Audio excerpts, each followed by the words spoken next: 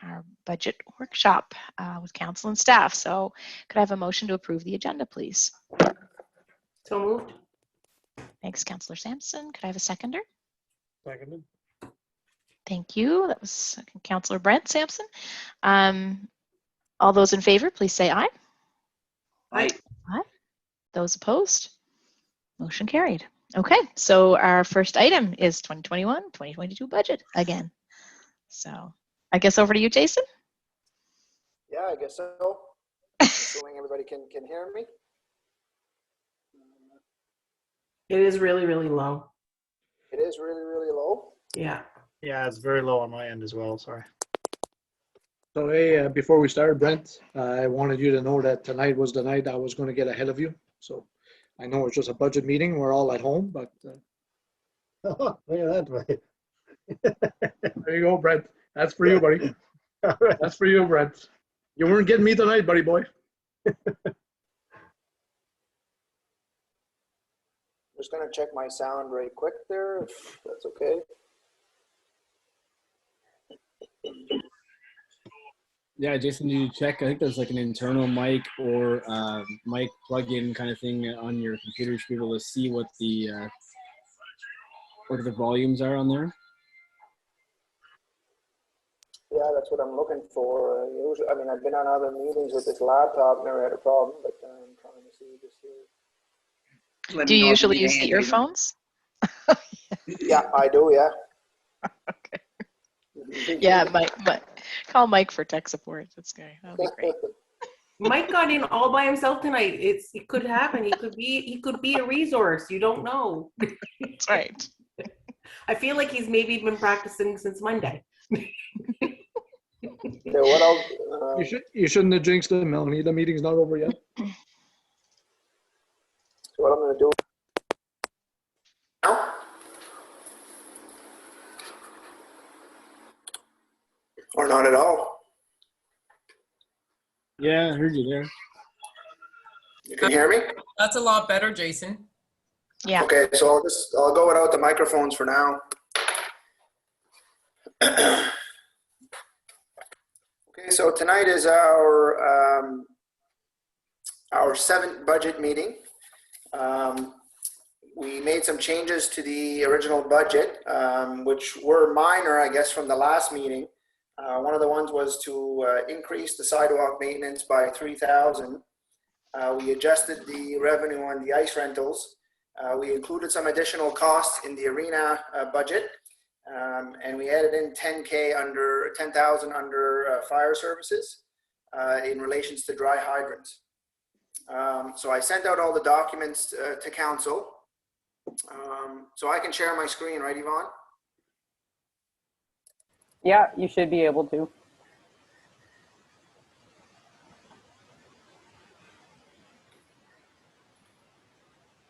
Yeah. Let me know if you guys can see the screen. You're good. Yep. Okay, so just quickly, I'll just quickly bring this up. This was sent out. These are the mandatory contributions for the fiscal year March 31st, 2022. And I have their comparisons to the prior year and how much they've gone up or down. So basically it was a net increase in expenses of $99,196 is what we added to the budget. So I won't go through each one of them. Are there any questions, I guess, in regards to just the mandatory contributions alone? I just want to say that I'm sad because like we didn't really need like another 100,000 off the bottom line. You know what I mean? Totally.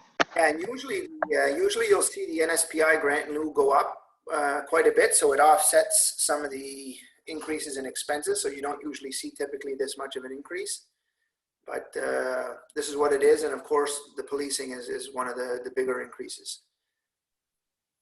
Yeah, for sure. So I will say that so the NSPI grant in lieu went down though. Yeah, it's a revenue side and it went down. Yeah.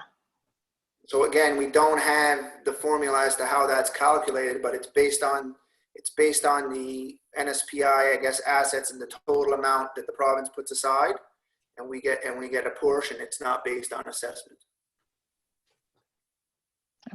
it was based on assessment, the number would be much, much larger.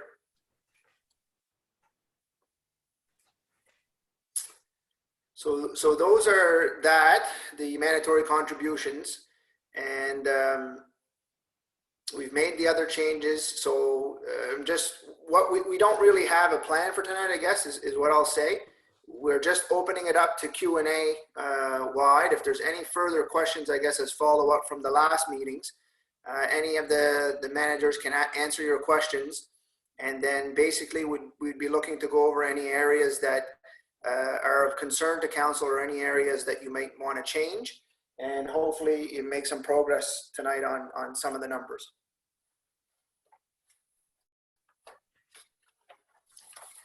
So I do, when we talked last time, one of the, should I be raising my hand? I'm just talking. I'm not sure that I should do that. I think Gordon, it's how would fine we like for- to do that? Is it okay? I think it's fine for this meeting. Okay. Melanie, just, Okay. yeah. We had talked about, the reserve money that we were planning to put aside, I believe, for, sewer, for the sewer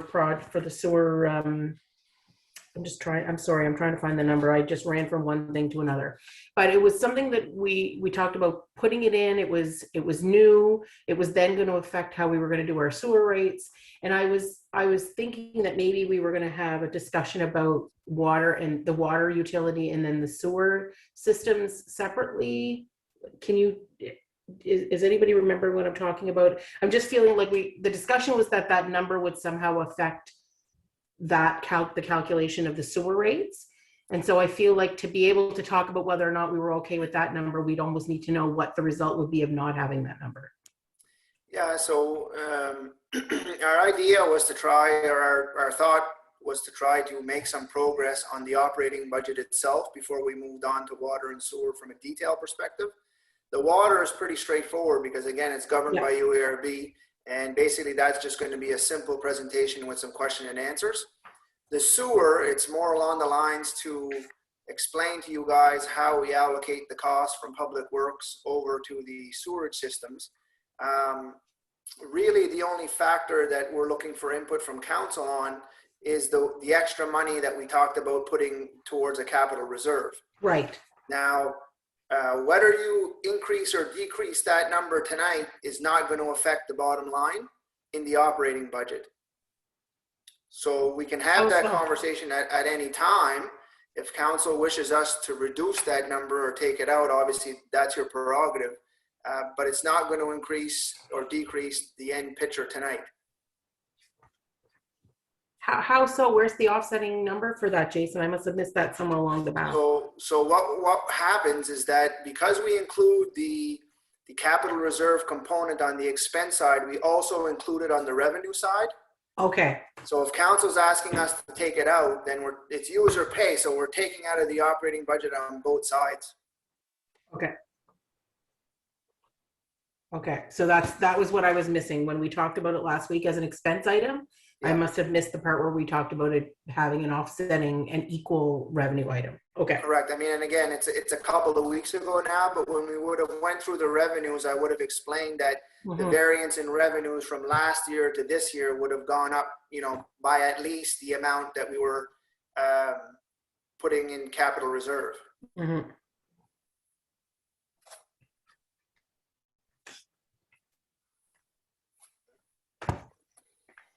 So Jason, and just, and I apologize if you said this earlier and I might have missed it when I was scrambling for papers here, but from the documents that you sent yesterday, the one that is up on the screen here, these are the actual mandatory that we've got for this coming fiscal. So that's Correct. Great that those were received, but they're not reflected in the expense and revenue documents that you had also attached to that email. So, I mean, I had updated them. I guess I can, unless I had sent the wrong ones, but they were updated. I think you might have.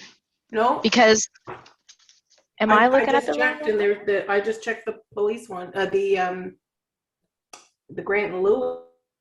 So this is the email you sent yesterday at 11:56 a.m. I'm showing that it still has, for Nova Scotia Power, the budget that I'm looking at on the revenue side still shows 1797,406 instead of the. I'm just going to bring it up here on my computer here. Just bear with me. Well, I don't, the one I have shows 1786, 673. Okay, what's going on there then? I think I got it from that same email. The one where there were 5 attachments. Yeah. Yeah, I sent out the capital investment plan, the funding contributions, the revenue and expense tabs, and everything had been updated. I'm going to go back to the email right now. Yeah, well, yeah, because I just checked that big one and I assumed that one was right. They were all right, but. Well, if that one's right, they should all be right, because again, they were up. Amanda, maybe you were looking at what the projection number was, like the 2021 budget and the 2021 projection was 1797. So. Yeah, no, so this is what okay. All right. Maybe I was looking at the wrong one then. If I just wanted to make sure. Yep. If you stay found within the blue color, you'll be fine. Yeah, we're okay. So I just wanted to make sure I was looking at the right thing. Thanks, guys. I'm going to bring it up anyways. If we have specific questions, I'll screen share them so you can look at the master copy. Okay.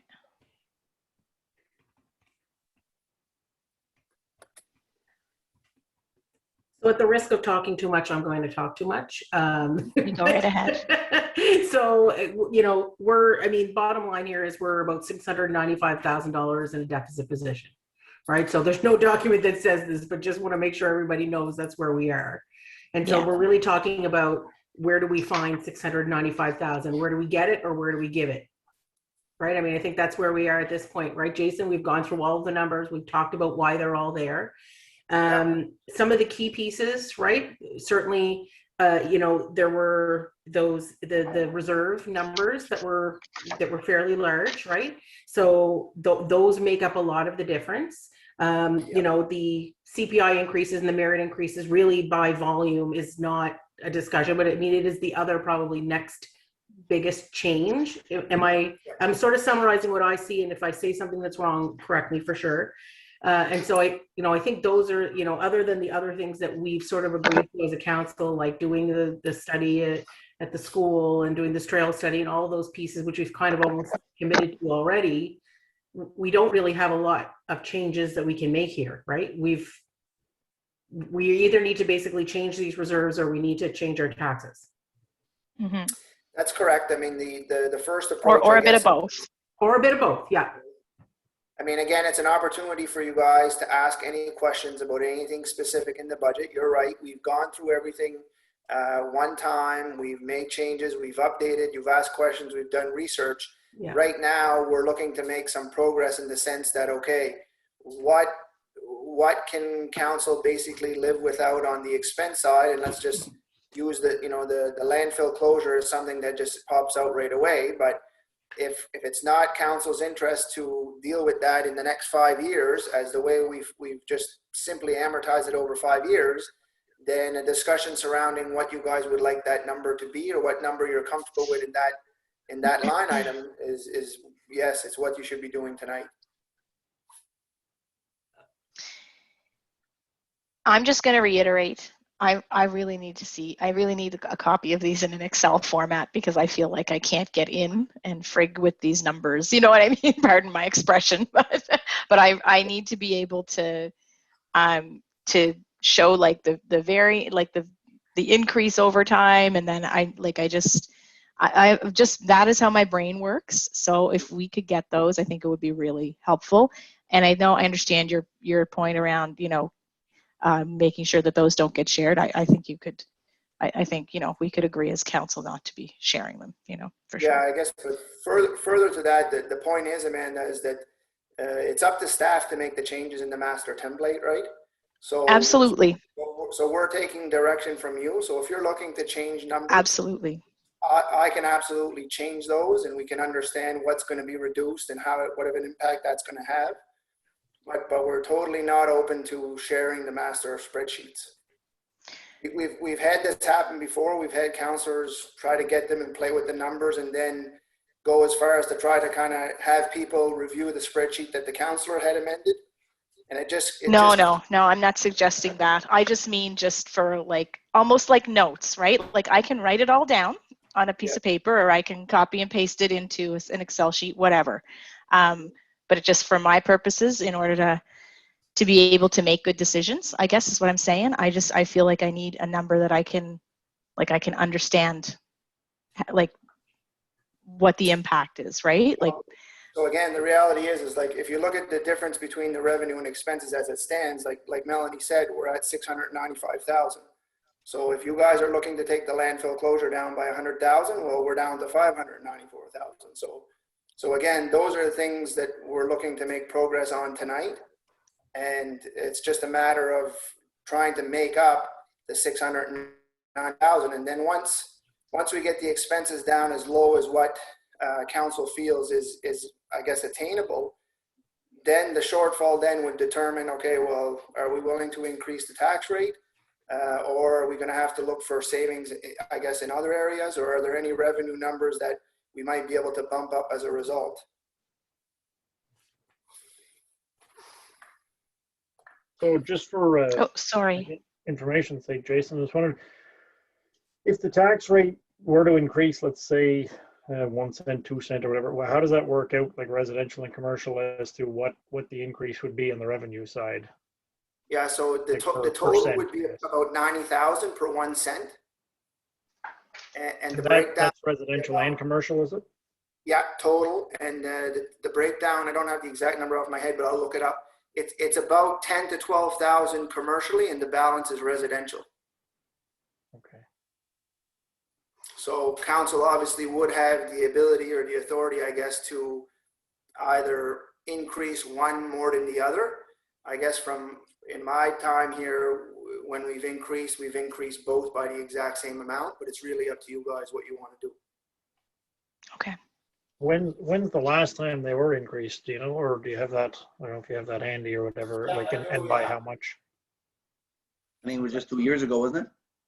So in my time here, so in the last 7 years, when I first arrived here in 2014, the tax rate was 77 and 207. And the very next year, it went, in that year, it went from 78, it went to 78 and 208, so 1 cent increase. And then the following year in 2016, 2017, it went up 2 cents to 80 and 210. And it's been at 80 and 210 from 2016, 2017. So no increase since 2016. Right, so it's 5 full years where it's been the same. This would be your 6th year. Yeah. Okay. So I guess 1 cent in theory would not quite cover anyway, but that would be close to the loss basically in those mandatory contributions anyway, without even Correct. thinking about where we want Yeah. to make any adjustments. That's basically what we're forced into anyway. Not that we have to Right. make that decision. I just mean the numbers line up reasonably close. That's right. Yeah. So Jason, just without doing the math right quick on a $300,000 home or assessment, I guess. Right now we're doing whatever, 80 cents per $100 of assessment. So it'd Correct. be 30,000 at $240.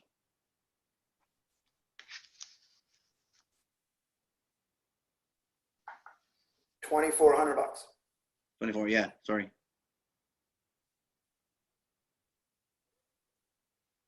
$2,400? 300,000 divided by 100 times 80 cents is $2,400. That's without the fire levy, of course. That's pure tax. I think he's asking what the increase is, Jason.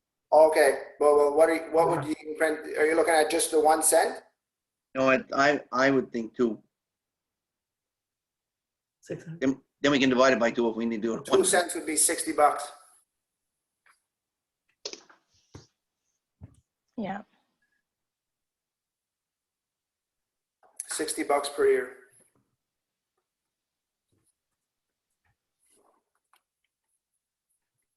I'll round it down, Sean, $5 a month.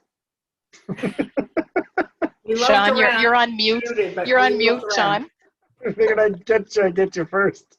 Hey, I was gonna say, Brent, $1.15 a week. Yep. Yeah. I knew you already had it distilled down to like less than a cup of coffee a week. I know. Yeah, that's right. Yeah. Are there any fire departments talking about increasing their levy other than West Yes. Bay? And did they make a decision to do that? Let me I don't just know if bring they up made the here. decision. Sorry, Amanda, did you say West Bay is the only one and we don't know if they've decided? West Bay, to my knowledge, is the only one, and I don't know if they've decided. So the way that we have it in the budget tonight is that every fire department rate is a status quo. Yeah. That means no changes in the rates. I think the complicated part with West Bay is that the West Bay rate is contained within the Loosedale rate.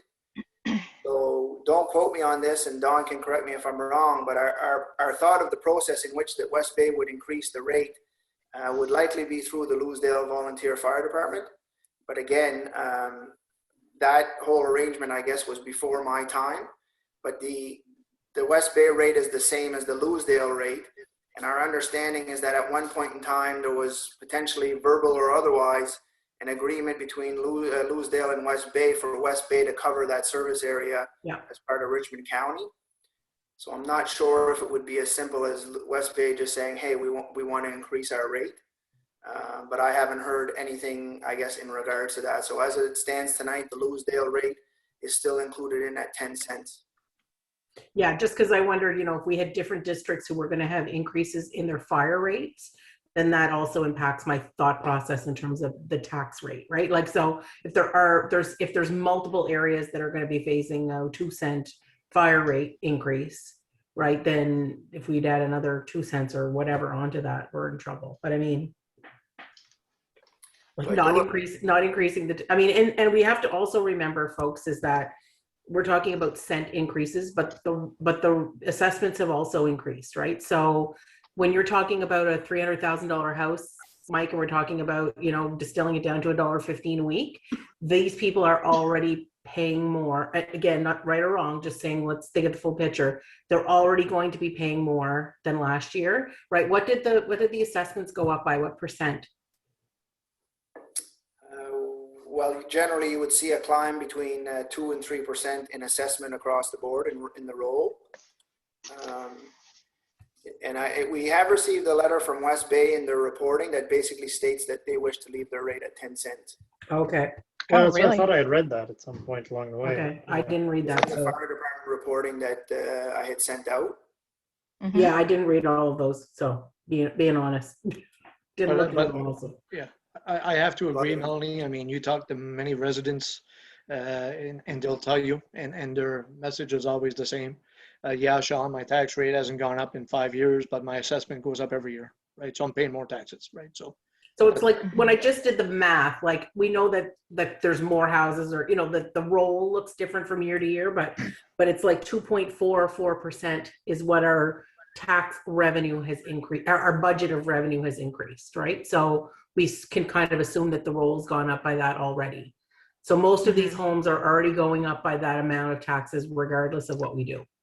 So the biggest problem that we have throughout the whole county, and you'll see it if you actually click on the property and know that, look at the homes, is the assessment for some of the houses and some of the property is way out of whack compared to some of the others. So I looked at two today. I looked at a gentleman with a vacant piece of property assessed at almost $30,000 for less than an acre. And I looked at a gentleman with a home with probably 2.5 acres, with a 2-story house and a garage assessed at like $37,000 in the same area. And I know that's something that we have to go through between PVSC and whatever, and we won't get it for this budget. I just want to kind of throw that out there, that's part of our big problem is that when they do appeal the taxes, I don't know if the guy at PVSC actually comes down and looks and says, no, your house is worth $100,000. And if you ever tried to appeal before, Mike, it's not that simple. They don't just roll over. Trust me. No. I I know there, a done couple that, of got the people. T-shirt. Like we never even bothered with the whole appeal because just to get to the appeal was like such a nightmare. So.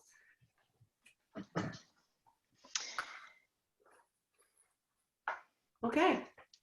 All right. Does anybody else have questions? I mean, for me, I'm looking at this, and like you say, Melanie, we're at a shortfall of 695. Does that include, Jason, does that include, and I know you sent us an updated funding contribution list, but does that include like, our wish list? Like, I mean, we got Friends of St. John for 1,500. We got Raising the Village for 5,000. We got a monument park in Perry Road looking for 10,000. We got a recreation park looking to get built, looking for funding. Is this wish list out there, or are we including this wish list, or? Yeah, so the email that I sent you basically had a list of all the funding contributions that council had agreed to on a consensus basis to include. So I believe that number is around 239.5, and that's the number that ties into the budget. But I believe any of the requests you just mentioned are not included in there. Right. The two most recent ones, Raising the Villages and whatever that, Friends of St. John. Those are up for discussion tonight. So if council is looking to entertain money to those groups, then we would have to add on to that 695,000. Right. So, and about the monument park in Peterborough, I mean, these people had presentations to us, and we've had the same message to all those people that presented to us. We're going to pass this on to budget deliberations, right? So, are We we? did. I think we already talked about that one, that we weren't doing that one. I think we talked about that the first night. Which one is that? The monument? Yeah. No, I don't think. I thought the monument, we had set it aside to find out if we were waiting to find out if our contribution would include putting the County of Richmond's name on the. And if my memory serves me right, Melanie, I think you had asked Eva Sampson for some kind of breakdown of the expenses, right? Maybe. I think that's it could well be. Yeah. Yeah, it could well be. And the other thing that's not included in there is the emergency funding request from the Kingston Clinic. Right. Kingsington. Kensington. Is it Kingsington? Kingsington. Yeah. Don't get me started on that one. Kingsington. Or whatever it's called, he says. Yeah. Yeah.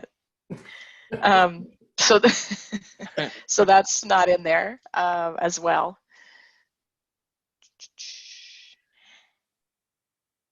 Yeah,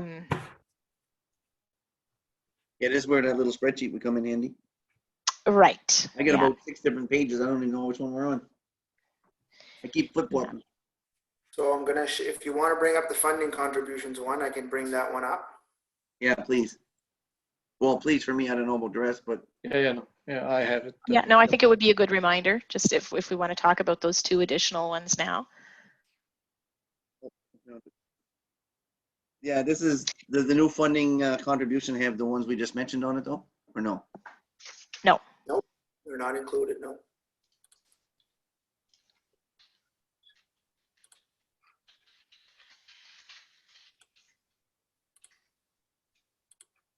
Now, Jason, while you're doing that, right? I got a document here of the federal gas tax fund and what is available to what certain groups when it comes to using the tax gas funding.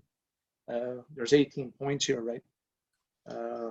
18 stipulations, and a lot of these stipulations will fall under this stuff, right? I mean, and just recently it was announced that gas tax fund was going to get doubled, correct? So I mean, that's like money falling from the sky, right?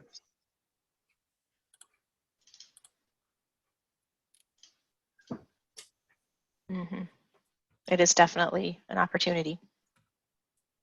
Not too many things open, I know that much. that.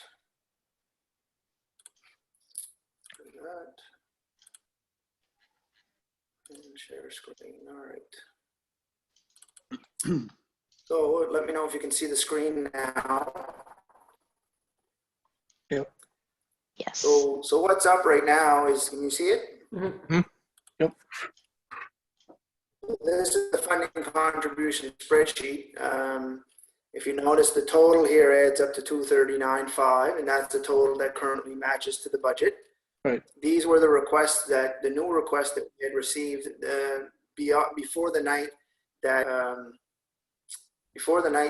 when we had gone through them.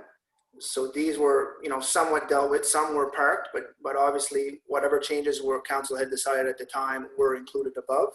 And the two that are not on here are basically the two that I sent out to you guys today, because they were only referred to budget deliberation on Monday night. Yeah, that's right. So if there's anything specific here in these new Right. requests that is not above, that you want to add above, now is the time Right. to add that. And then you guys should certainly speak about the two individual requests that were sent today. Yeah, and I mean, there's additional things that are not included on this budget that, you know, we've talked about as a council that were potential priorities for us. And, you know, like I said before, we do have a strategic plan. You know, it's sort of floating out there. You know, should we, you know, people are moving on that strategic plan, whether we've approved it or funded it or not, right? And I'm wondering at this point, should we putting a line item in the budget for, funding support for strategic plan related projects. I don't know what the heck to call it, really. I'm just kind of spitballing a little bit. The other thing was we talked about, and I think the letter from the Friends of St. John Society kind of outlines it well. We talked about, could we set aside some money to help like COVID-related emergency money to help with operational costs for nonprofits, because their funding, their revenue generation opportunities have dried up. Because I mean, typically with the Friends of St. John request, it's an operational thing. It's, that's not something that typically I think we want to get into funding, is operational costs of ongoing costs of nonprofits. But given that it's the time of COVID, is that an opportunity? And will some of the Safe Restart money kind of help cover that? I can't remember if we had that discussion or not. So, those were two pieces that I wanted to bring up. So. Yeah, and for me, Warden, I'm talking about a wish list in my district, and that when it comes to tourism in Richmond County and recreation, this park and this monument park is going to help all of us. But is there any other, like a councillor that would have some sort of wish list like this that you've heard from your constituents? Or I'm just trying to ballpark this 695,000 number, right? Is it going to get worse? Is it going to get better? We've told all these groups. When they presented we're going to put this to budget deliberations. If we approve this budget and come July 1st, none of this was funded. Are we going to have another 6 or 7 months of telling people that present to us we're going to put it to our 22-23 budget deliberations? Just because we put it to deliberations doesn't mean we're going to give them money. It means we're going to deliberate on it when we come to budget, right? Right, but we haven't deliberated yet when it comes. Yeah, to no. If we didn't talk about that, my apologies. I thought that we had talked about them, so I remember them being on this list. But I am very confident your recollection is better than mine for that, for sure. So, but we definitely need to talk about them. We need to talk about all of those.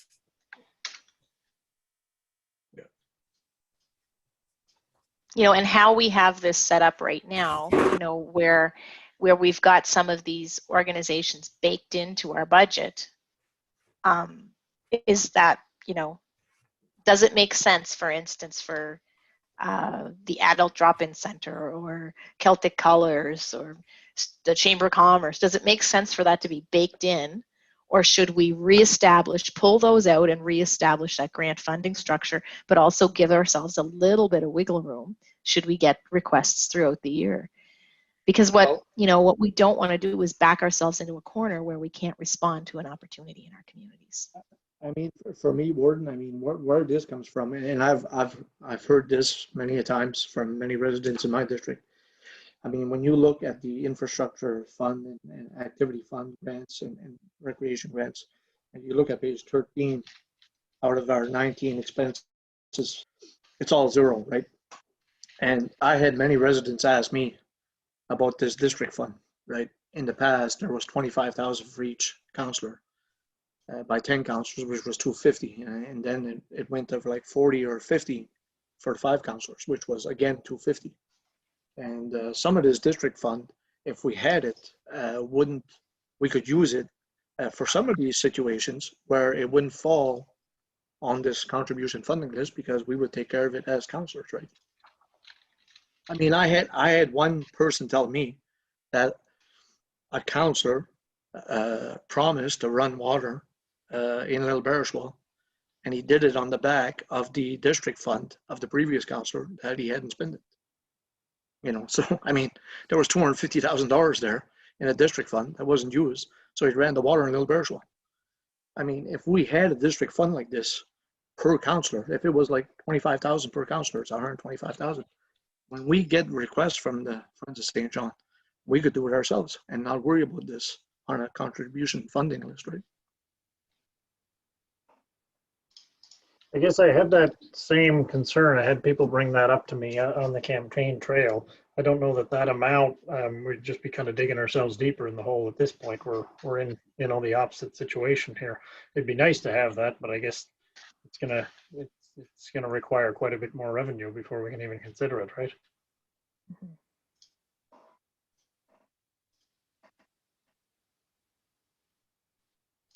Now, Jason, did we find out yet if the and I know it's not doesn't change the number a lot. Well, it changes a little bit, I guess. Like the straight area transit, did we find out the funding for them for the restart? Is that being covered through COVID as well as the some of the underfunding, or maybe that's a question for Dawn or? So we had talked about that in some of our previous meetings. And basically what we're saying is likely what's going to happen is that decision is not going to come down the pipe before the budget is approved. So as it stands right now, straight area transit is in the budget for 100,000. If something happened that we could flow the money to them rather than potentially paying it back to the province, because we technically don't own our own transit, then I think the thought at that meeting, and you guys can correct me if I'm wrong, was that we would net that 40,000 against 100, and it would basically save us 40,000. The struggle is that you're not going to know. Potentially you're not going to know before the budget's approved whether that is able to happen. Again, we're at the mercy of the province, so there's been some general discussions about allocating those safe restart monies, but again, they're looking for a consistent approach across the province, and it's likely something that the auditors are going to work with the province in trying to attain, I guess.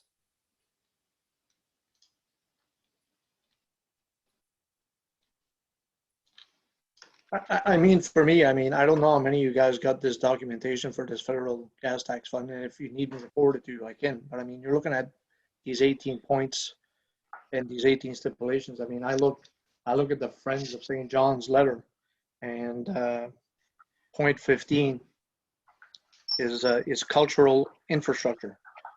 So something that supports arts, humanities, and heritage. They turned it into a heritage building, and it's part of arts. So point 15 would cover our $1,500 from the gas tax fund to the Friends of St. John, right? So I'm looking at this documentation, and there's ways to fund this stuff through the gas tax fund if we decide to do so, right?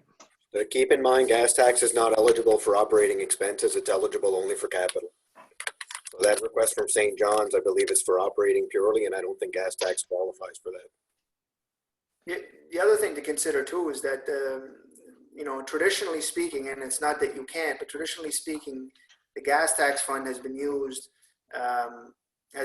for our own projects, our own capital projects, because it allows council not to use operating funds to get capital done, and then that just further puts pressure on the tax rate. So we have seen instances where the gas tax fund has been used for an outside party, and I'll say the Village of St. Peter's was one of them. But traditionally speaking, it's been used for all our own projects. So I don't know if it's been mentioned yet, but I mean, our discussions internally always surround that council should consider if that's the road you want to go down and start using the gas tax for different types of funding requests, then basically council should consider making a policy surrounding the use of those gas tax funds. Because then it's just an open pot of money that you're basically spending on whatever here and there as it comes up. Right. And you came into my story, Jason, because I had a resident talk to me about this and send me some links about the way they use their gas tax out in the valley and all those places. And there is policies in place for that. There's bylaws in place, and there's breakdowns of what kind of percentage goes where and what kind of percentage is done and what is used for. There's policies in place. And to be honest, I think that might be the direction we should go into and make sure those policies are in place to to spend this gas tax. Right. So that's a good suggestion, Jason, and I think that's where we should go with this is putting the ballot in a policy, and then break it down percentage wise, what goes where, who gets what, and make sure that we use it and invest in our county.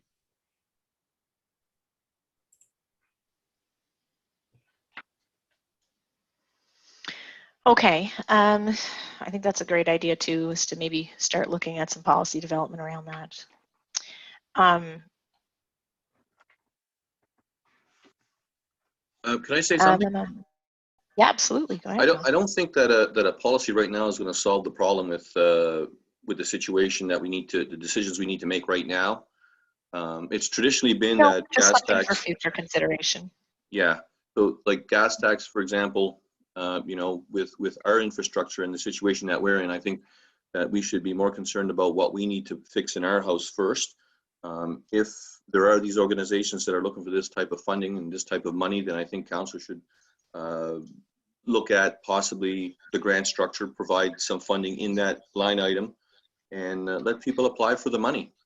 And we'll follow the criteria and we'll provide them with funding based on recommendations from the finance department, and council will approve them and we'll be good to go. So it might be just as simple as assigning some funds to a line item in the grant section of our budget.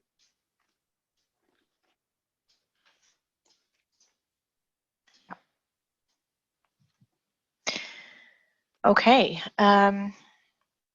So any other questions then? So traditionally, we've held on to that gas tax money so that we can leverage it and use it against other funding pieces, right? So if we're going to do a big project, because we have like over $1.1 million there as of the end of 2020, right? So there was 1.53 million in the gas tax fund at March 31st, 2020. Okay. So again, as the year end progresses this year, we will add the new contribution of approximately 500, and we'll back off whatever's been spent in the current year. Mm-hmm. So I don't know what exactly that number is. Okay. But Chris, you can speak to the stacking of the funding, I guess, better than I can. Generally with gas tax, you're limited to as far as stacking it with other funding. Okay. It's not an issue provincially, but any programs that would have a federal contribution, for example, the ICIP we just used for the Erie-Chat water treatment plant, the CWWF, where we did a couple of projects in St. Peters, and we did the Lucedale water plant. They didn't allow stacking of any additional federal funds. Where we were able to use it on the sidewalk, ACOA did not have the same stacking rule, although it is federal money. So that's one area we did stack it.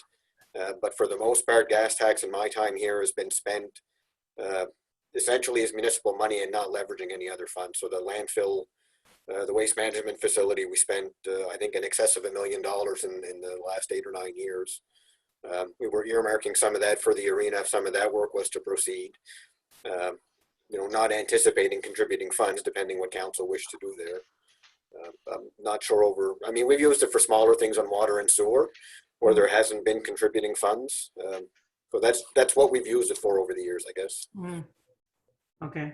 Yeah, I'm just looking at the capital investment plan and seeing like there's some places where you're saying it's allowing it to stack, but not others.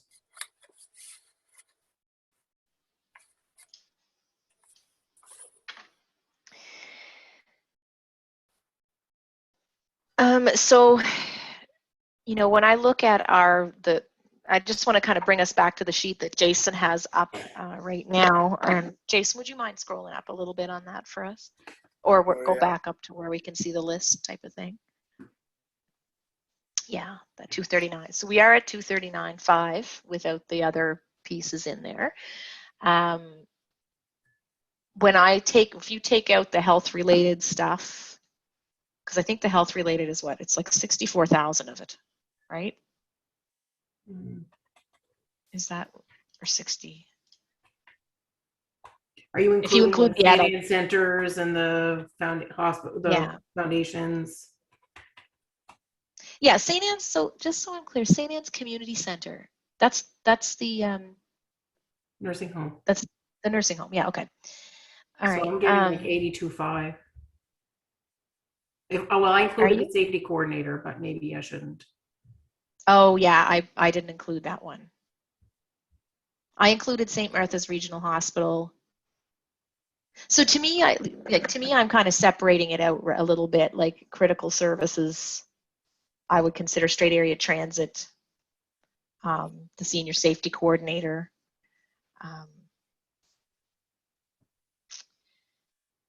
What else? Maybe the food banks. I don't really know. They're not really health related. I'm just trying to group these into sections so that we can understand, what, just in terms of chunks, because the 239.5, right? It's a lot of money, but I want us to understand, there's some of it that's going towards health related stuff. We all know that needs to be a priority. There's some that's going to education. There's others that are going to tourism and culture grants. And I feel like lumping them all in together like that is really, it's really difficult for us to make a decision. Like when I pull out the tourism and culture stuff, I'm getting like $30,000 or about $22,000. Things like Celtic Colors and the chamber and the museums and the Port Hawkesbury paper. You know what I mean? And I might even call, like, maybe it's sort of more, anyway, whatever. It doesn't matter what we call them, but so $22,000 is really all we're kind of investing and in these organizations, outside of, like I said, health, education, and those critical services pieces. And that to me puts it in perspective a little bit, I guess. I'm wondering if we have an additional, because I understand where, we already have a gap there that we need to kind of close between revenue and expenses. I get that.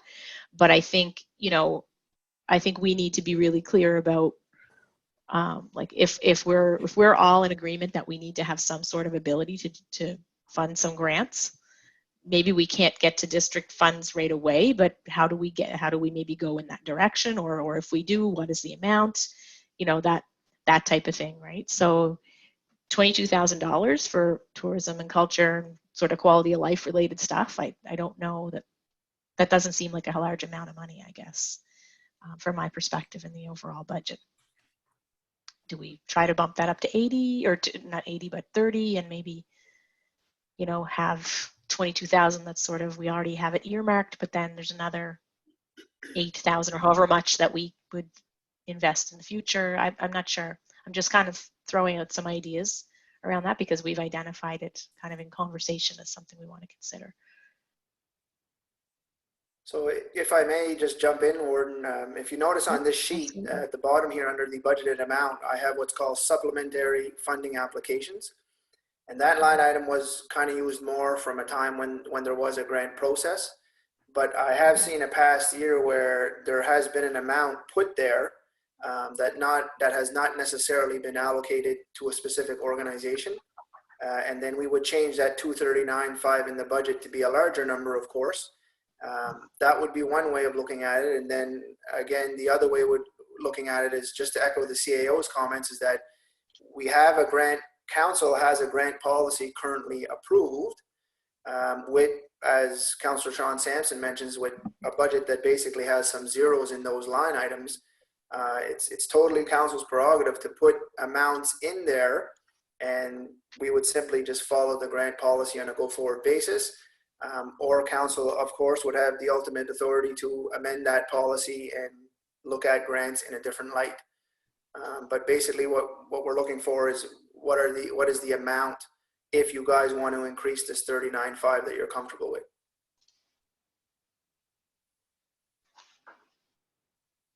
Right. I guess that's all fine until we decide where the revenue is coming from, though, right? Well, again, exactly. I mean, we're at 695, so here we are. Staff have done their job and presented the budget. So now we need to decide: are there new add-ins, like grants, like money for strategic planning, and as a result, what gets cut? Because ultimately, we're looking to get that 695 down to zero. Right. I guess my question is it actually 695? Right. So, you know, those things that I mentioned, or is it 795? Right. Like that's my concern. Yeah, you know well, what I mean? And I think I all wanna- along we've been asking council if there's new initiatives that you want to add in, if there's things you want us to work on and research, if there's new positions you want to look at, new departments, grants, anything of a new perspective, we need to know so that we can either plan, research, work it into the budget.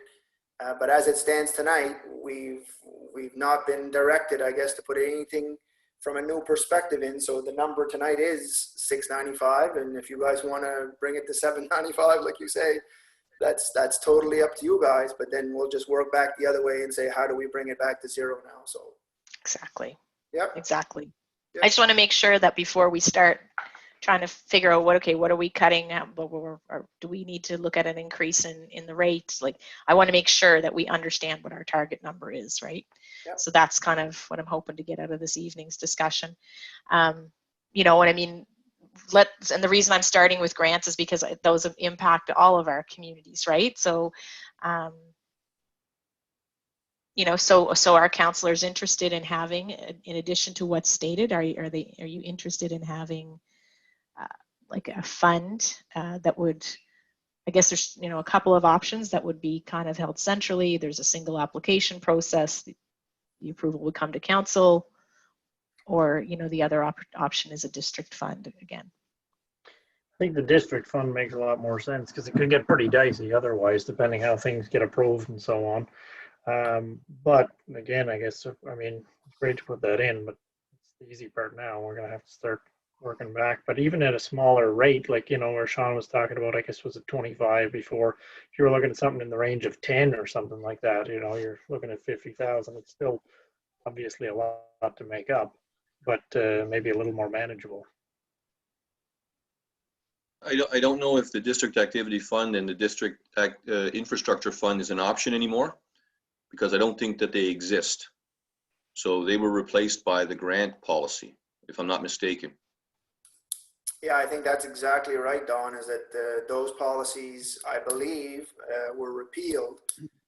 But again, then you'd be looking at, if you're going to go that route, then you're basically looking at adopting those same policies that were repealed at some point, or potentially looking at a new type policy for infrastructure activity, whatever you want to call it. Again, it all comes back to policy and then setting an amount of grant funding to go with that policy, aside from these funding contributions here, which technically were council's priorities in the past. Right. But Right, if and I we wanted mean, to do district funding, we could kind of do it a little bit like, you know, we could put the cart a bit before the horse in terms of we could budget it, you know, and similar to the way we've talked about doing the food banks, right? Is we came to a consensus of how we were going to deal with it. Like technically it's on the food banks 10-5, right? But we agreed how we were going to do it, and then that's what we'll do. And so, you know, if we said whatever the number is that we want to have by district, budget that, and then just in our own, you know, in our own mind, like tick the box, where is this belonging, right? And sometimes things could fit in 2 boxes, which I think you had mentioned that previously, Jason, like that when they used to have those district funds, was that sometimes people would have extra and they would share with somebody else, like, oh, you have this big project, and although it's not in my district, it's going to benefit my district, and so here's a little bit of money to help you out, or whatever. So I mean, I don't, you know, I think that the theory behind it could be that it's by district, even though we can't necessarily budget it that way or communicate it that way, you know, as indicated by Dawn in terms of policy, until we have something in place, or if we put something in place, however that looks. Yeah, it could be budgeted in such a way that it's just not moved until we come up with clear policy on it, that there's nothing. Right. Or we use the policy in place now until we come up with an alternate. You know, Well, that could be dicey too, though, because if it goes more one way than another or whatever, is it just going to be a race to try and get people to apply, right? Going back to what Melanie said, I mean, if we had some extra, but someone needed something in another district, we could share our district fund because it's for the good of Richmond County. It's not only for the good of a district, right? The prime example is, for me, is the Dr. Kingsington. I can't get it right. Dr. Kingston. Dr. Kingston. Yeah. So anyway, but the $3,000 for the funding for the Dr. Kingston, if we had a district fund, this $3,000 wouldn't be on this contribution funding list, because we could have said as councillors, you know what, we're 5 councillors around this table, we're going to invest $600 each, and we're going to give the Dr. Kingston Memorial Clinic $3,000, right? So we work together, we share this district fund where we see fit, and the whole county sees us working together and sharing this money, right?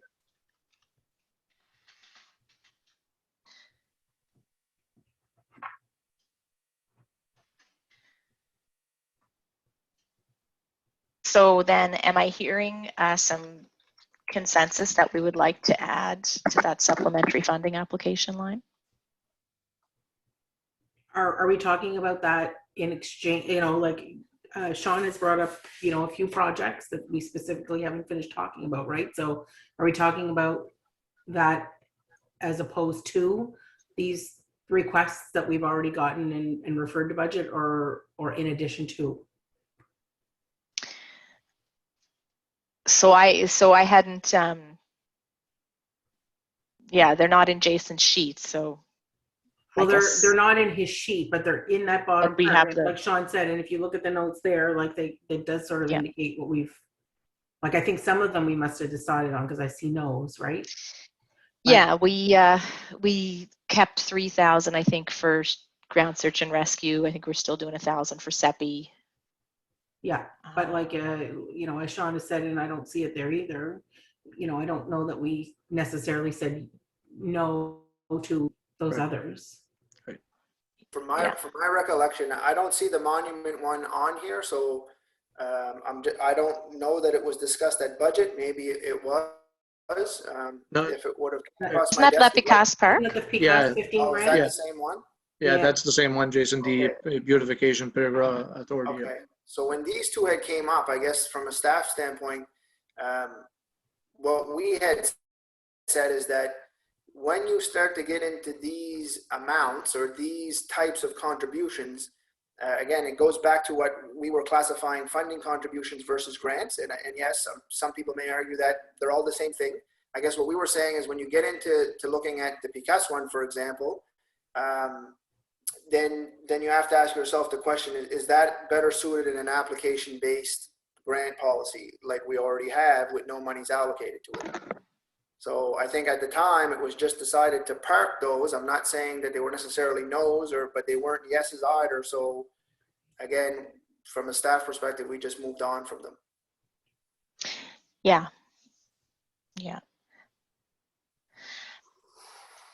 And I mean, like, I guess I would just caution that regardless of what, and I see your point, Jason, like, and I would encourage us to, I guess, to also think big, like, and that's why I'm talking about like maybe strategic plan related money set aside as well, because, it is important for us to support the $1,000 this or the $500 that, or, like, I get that, but there are also larger scale potential projects that, and I would consider the Picasso Park project maybe one of those, or the developments that are planned for down at the St. Peter's Canal, or, like that type of thing, right? That are going to be key tourism infrastructure pieces that will drive economic growth in our communities, right? So that's kind of what we need to also kind of keep in mind. But I would also be really wary about going back to a system, whether it's funding central pot or district based or whatever we decide the policy on. I would really caution that, there still should be an application, right? Like there still should be some kind of, accountability that, so that we all have an opportunity to see and to have this, to be able to, show where the money's being spent type of thing, right? Yeah, agreed for sure, Warden. And I mean, going back to the Monument Park, again, Melanie, I'm pretty sure you had asked Eva Sampson for a breakdown of that expense. I'm not sure if he got it to you or not, but yeah, I agree. Yeah. But at the end of the day, I still think we're back to the discussion on, do we want to have an amount? And I guess, Melanie, this kind of circled back because you were asking, well, are those extra groups the ones that we can see on Jason's list there, plus the Raising the Villages and Friends of St. John's? Like, is that instead of? Yeah. You know? Because there were other ones at the bottom that we didn't include, right? So That's right. These are the ones we didn't include, the ones we can see now. well, some of them we didn't include, and some of them we didn't decide if we were including or not. Right. You know what I mean? So like it's you know what I mean? Like to me, right? Like the SEPI wanted 5,000, so we did decide we were giving 1,000, right? The search and like there's a few of them there that we did make some decisions on. Right. Yeah. For sure. Right. Crime Stoppers. That's why I was kind of talking. That's kind of why I was talking about, maybe we need to categorize these so we can decide what's baked in to budget, right? And then what gets funneled through an application process. And just because we've decided that, yes, we want, well, you know, it's a no-brainer. We definitely want to support, I don't know, the Children's Make-A-Wish Foundation. It doesn't mean that we can't run it through some sort of grant funding. You know what I mean? Grant funding process, so that it doesn't have to be complicated. We've got, you know, if they want some money, I'm sure they'd be happy to provide us with some documentation. We can keep it really simple. But the question remains is, what's the amount? We know there's at least $22,000 in those types of asks. There's $22,000 in those types of asks, actually, you know, sort of quality of life, tourism, culture. Not including what we would normally give annually for Destination Cape Breton Fest funding. That's $7,200 because we're using the money from last year for this year.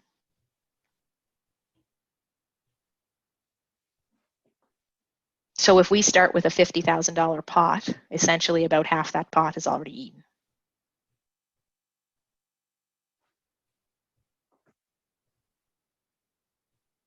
We pull those out of this list.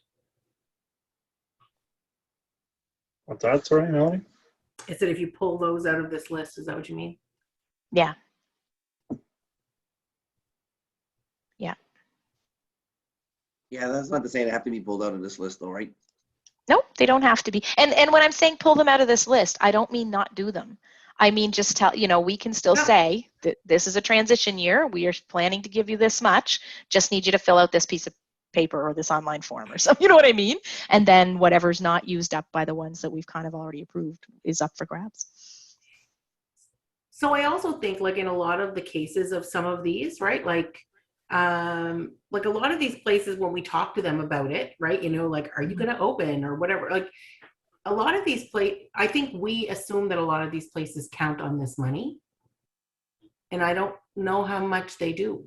Do you know what I'm saying? Like what I just think about, for example, like the hospital foundation, right? So when I asked them about it, they were like, oh yeah, well, we have this project and that project or whatever on the go, but they weren't like, oh my God, yes, if you don't give us that $5,000, we're doomed. Mm-hmm. You know? And so, you know, I think that one ended up staying in because, you know, palliative care still wanted money and St. Anne's still, you know what I mean? And then it was sort of like, well, how do we leave them out if we have the others in? And like, totally. there's some big dollars there. Yeah, there is. And I you know, like even Cape Breton Crime, I'm looking at Cape Breton Crime Stoppers. They personally, you know, I guess go through business for business. They reach out for funding. I'm not saying it's not a great investment. I'm just saying that is one that would be nice to see. You know, how much revenue do you actually have that you're holding on to? We said no to that one, I think, anyway, right? Yeah, we did. Yeah, we did. Yeah. No, but it's up on the screen. No, but I just because but it's up on the screen, it's the one that I picked up. Okay. Yeah. But I think that actually speaks to your point, Amanda, right? Which is sort of like, if we have some that, you know, like to me, I guess when I look at this list, I think like the transit, we need to support because it's like a municipal pillar, Service, right? right. No service, Yeah. right? Which they're providing. So Mhm. to me, I look at the list and I say, okay, the transit, we need to do. The senior safety coordinator, we need to do. The Right. Cape Breton Sales Recruiting for Health, we need to do. Like, to me, without them asking, we need to tell them we're going to do it. Right. Honestly, all the rest on the list could be a pot to me. Like, if I look at this, that's my opinion, right? Like, it's like those are sort of the three pieces. Those are the three pieces. Yeah. And the rest, we may end up giving to all of those places, but if they don't ask us, right? So, you know, like $7,500 to St. Martha's Regional Hospital, I don't begrudge giving them $7,500, but if they don't need $7,500 and we have a group in our, you know, of people who really do need that, I just don't know. Yeah, I hear you. I hear you. But the reality is if we pull those off the list, we're probably not getting an application from St. Martha's Regional Foundation. From St. Martha's Regional Hospital? Yeah, I'm theorizing, right? Is that would they come to us looking for that, right? Like Jason, They have how in the many of these? past. I know you paid out a lot of these at the end of the year. Like, how many people throughout the year are coming out after you looking for this money that you, other than like the transit who would send you a bill or the Kingston Clinic or whatever? Who's really asking you for any of this money? Like, they need it to move forward. Well, I mean, I don't know that exactly offhand. I mean, there are some that follow up with here and basically say, you know, like I had a call just a few days ago from the Castle House Museum and they wanted their 2,000 for this year. Mm-hmm. And I spoke to the lady and basically said, look, we're in budget deliberations right now. You know, the way we process the museums is we add the number in every year and then council deliberates on it. And once and if the budget's approved with you in it, then I can pay it out.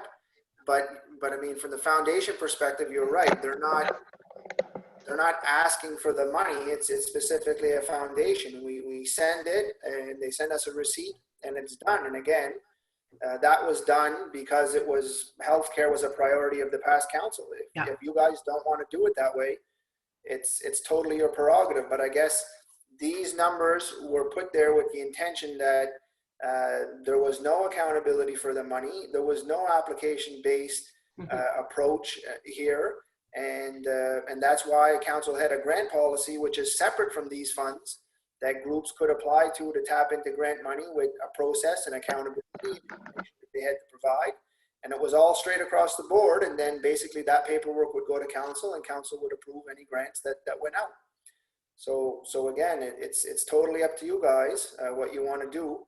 But I just say that the more you get into accountability and do they need the money and should they apply, then basically what you're talking to is a grant policy, in my opinion. Yeah. No, agree. Yeah, agree. Yep. And I mean, I don't think that, you know, by saying maybe we wouldn't just fund these without any communication doesn't mean that we don't think health is important, right? It just is like, you know, if just because I'm suggesting that we pull out, you know, the Palliative Care Society doesn't mean I don't value the work that they do. It just means that I almost feel like unless they need it, they would understand why we would use it somewhere else. I mean, I think if you call every group on this list, well, I shouldn't say every group because, for example, Brent called the Adult Drop-In Center and they basically said, you know, we don't need the money, we're closed. But I think the majority of the groups on the list, if you call them tonight, they including the St. Martha's Hospital Foundation, was saying, yeah, we can use that money. We absolutely want it. We're appreciative of the money and we want you to budget us. But again, as soon as you start getting into, do they need the money? Could they provide us a budget or their financials? Then you're shifting towards a grant application-based policy. Yeah, I agree. And that's a lot of work and a whole bunch of other pieces, right? So well, we have to consider it can happen. The policy exists. It's already there. Your prerogative to allocate money to that policy. Mm-hmm. It hasn't been repealed. So again, my thought is that in the essence of time, what we're looking to is to decide on the numbers and then look at policy and accountability and process at a later date because we basically just don't have the time. Right. So that's why was trying to get us to, like, is there an additional number, right? And that's why I wanted to kind of group things. So Melanie, like you, critical services, transit, the senior safety coordinator, I would put the food banks in there. And I would put probably the Rock Society in there, because but it doesn't matter where they go. It doesn't matter.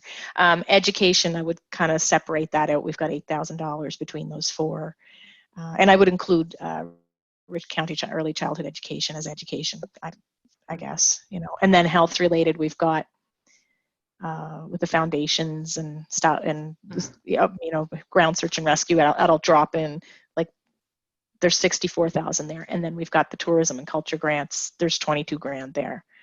And that takes us to the 239.5. Likely the requests that we are going to be getting are going to be related to tourism and culture and quality of life, and you know what I mean, like that kind of thing, right? So if that's the case, what, is there an amount that we could kind of set? So we're at 239 now. Do we want it to be 259, right?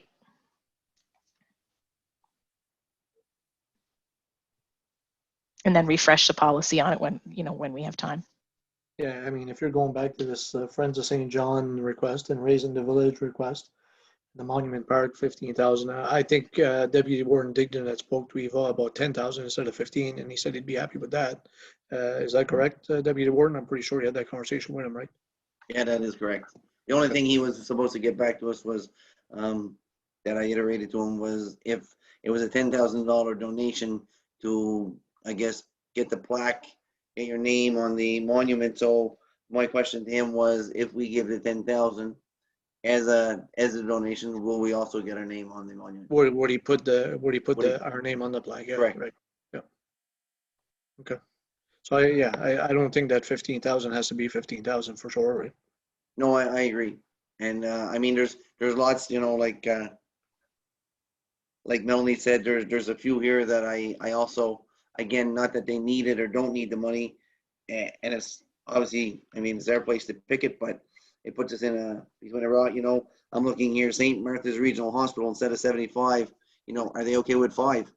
Are they okay with 25? Like, maybe they can afford this year to, and I'm not just picking on them. I mean, if I go down, CVRH Cancer Center, they're at 75. Maybe the Cancer Center's got loads of money this year. And again, I only say that because lots of the stuff that's been functioning at the hospital has been shut down as well due to COVID. So there hasn't been as much, Right. So I'm just gonna, I think we could kind of talk about this all evening, and this is going to be, this is going to be a hard conversation for us to have. I'm okay with taking this time, right? Because it's important, it's worth it. But I'm going to bring us back to what's the dollar amount, right? So we know we've got 239.5 in commitments now, that we've sort of agreed to, which we can change our minds on, totally, to your point, Mike. What do we want? Do we want that 239.5 to be 239.5, or do we want it to be 250, or do we want it to be 280? Like, that's kind of where I'm trying to get us right now, because I'm looking at, we just need a number for the budget that aligns with our priority, right? And then whether we give La Picasse Park 15 or $2,000, at least we know that there's a spot for us to take that from. I think personally our goal, I shouldn't say our goal because our goal is the other way, but if I'm looking at numbers, I think that bottom line is going to read somewhere around $300,000. And I only say that because if we're looking at doing the 10,000 per, I guess, per area fund, then we're looking at 50,000, and then we're looking at $10,000 to allocate to one other of these. And again, like you said, we're not locked in at the 7,500 for each one. So I think that 10,000 plus, if we move some of them numbers around, plus a district fund per person, allows us some, I guess, a little bit of, so that's just a number I'm throwing out.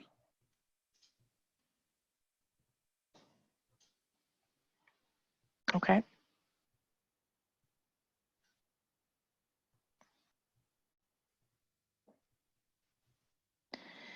Yeah, I mean, And so, sorry, yeah, go ahead, yeah, no, Sean. if we're going to work our way backwards, like Jason said, I mean, well, what's the number? Is it 695? Is it 795? And then let's work our way backwards to see if we can get it to zero, right? So, I mean, yeah. Yeah. Do we add? I agree with you, Amanda. Do we add to this 239.5? I think we should. Yeah. Go with I hate to use the word worst case scenario, but at least you got to leave yourself some sort of buffer there, right? Right. So what if we considered it in 2 batches?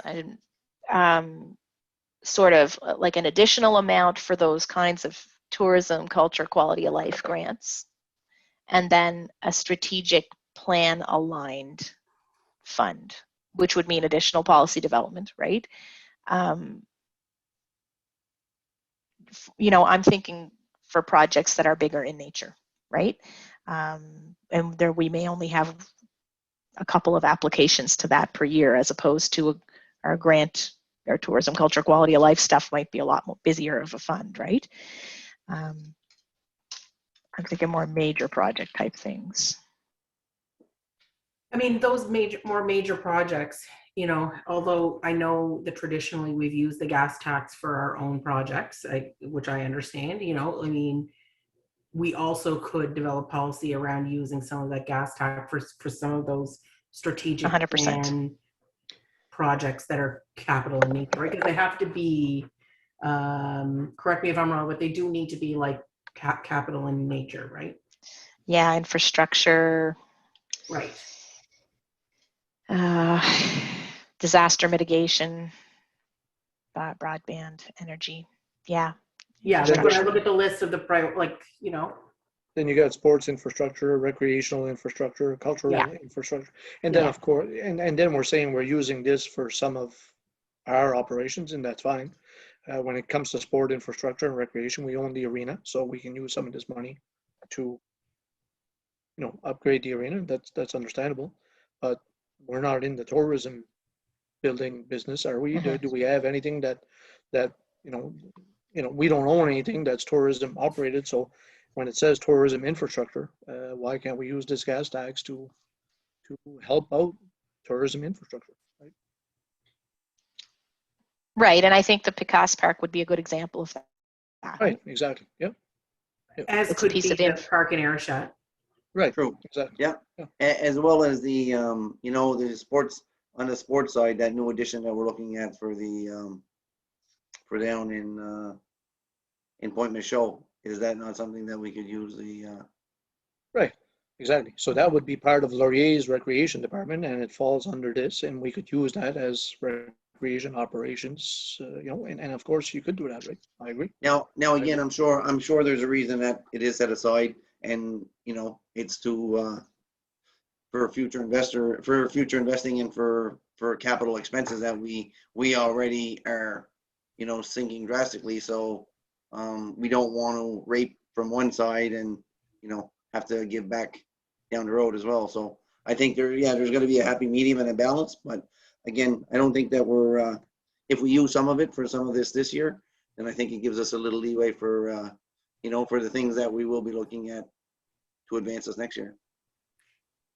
So like the capital investment plan that we saw from Chris early on in the process, right? We did have sort of like a plan, like a short and a long-term plan of projects. And then it did have sort of how it was going to allocate the gas tax money to that. And the total there is like 1.7-ish million, right? Which is probably like where we are right now. So it's kind of like if every year we spend our gas tax money, we don't really have any extra. And again, Jason, if I say something wrong, just yell and scream and wave your arms.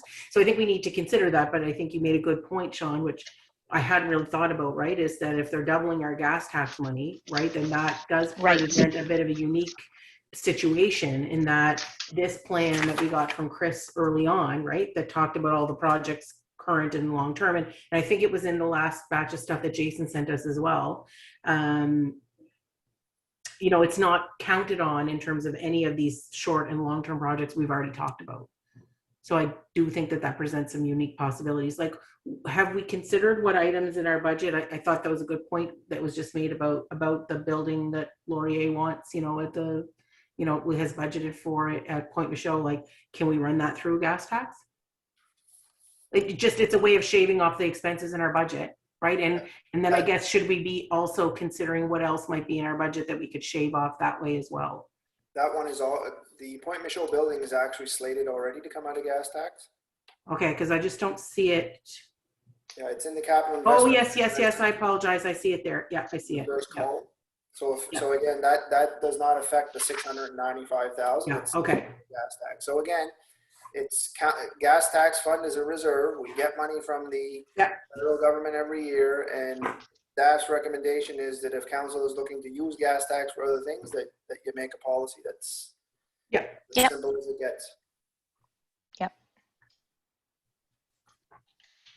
Yes, because we don't want to see ourselves short if all of a sudden we're able to get some of that funding to build that cell tower right out in the Dundee area. Like that, we have a multitude of issues, both economical and quality of life, that needs to happen, right? We need to have the funds to be able to do that if the rest of that funding comes through Inverness County or whatever. So we're certainly not talking about sucking the gas tax fund dry here, right? But just utilizing One it. thing I'll add, and it's not that I'm trying to be the devil's advocate, but again, when we go back to the conversation about asset management, we go back to the conversation about reserves and the things that I've been telling you guys all along, that the levels of our reserves, in my opinion, are very low compared to the infrastructure deficit that we're seeing. Yeah. So although totally, you know, council has to set priorities and balance, and if you want to invest into tourism, and if you want to support local groups and not-for-profits, that's all great stuff.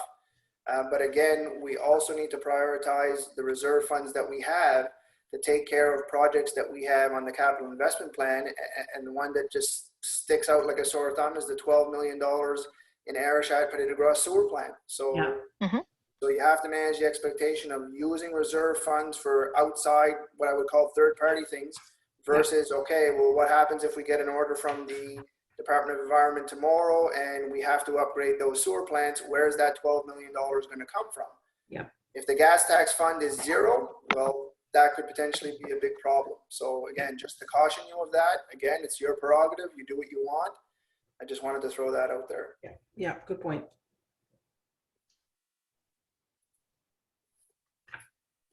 It's a really good point. There's a balance there that we need to strike, and you know, we can't stop investing in things that are going to grow our tax base. When, you know, but we also have to make sure that we're sort of obviously paying closer attention to that reserve. So I'm going to just bring us back to this grants piece, because I'd really like for us to move on to another topic. Mike's thrown out a figure of 300 for that line item. I mean, what are other councillors comfortable with? Up or down? Yeah, well, you're adding 60 to that 239, 60,500. Yeah, 60,500, right? So, yeah, I'd be okay with putting that up to 300. Yeah. Yeah, that's fine with me at this point. I think if we, it'll give us a little bit of leeway, I guess, a little bit of room, but now it's, really got to start working the opposite way, I guess. Yeah, for sure, Brent. Yeah. Right. Yep. Yeah, it's all easy until we try to figure out how to make this sucker balance. Right. Yep. Right. So I'd love to see that number be 300,000. That would be actually awesome. Okay. Yeah. I'll However, note that change then, if everybody agrees. Yep.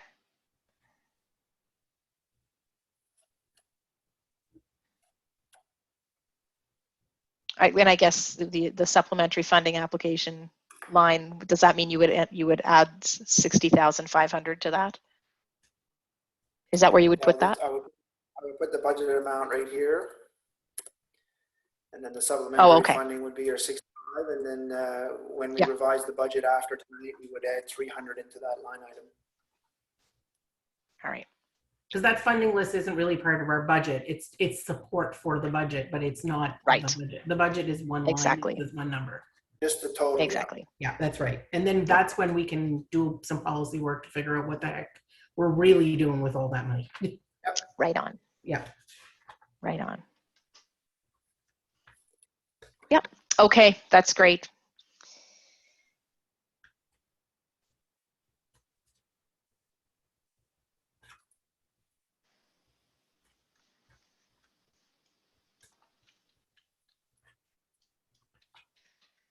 All right, so what are we on to now? So we don't, like, that has increased our gap a little bit. There,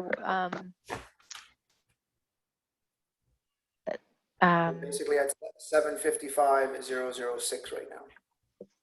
755,006.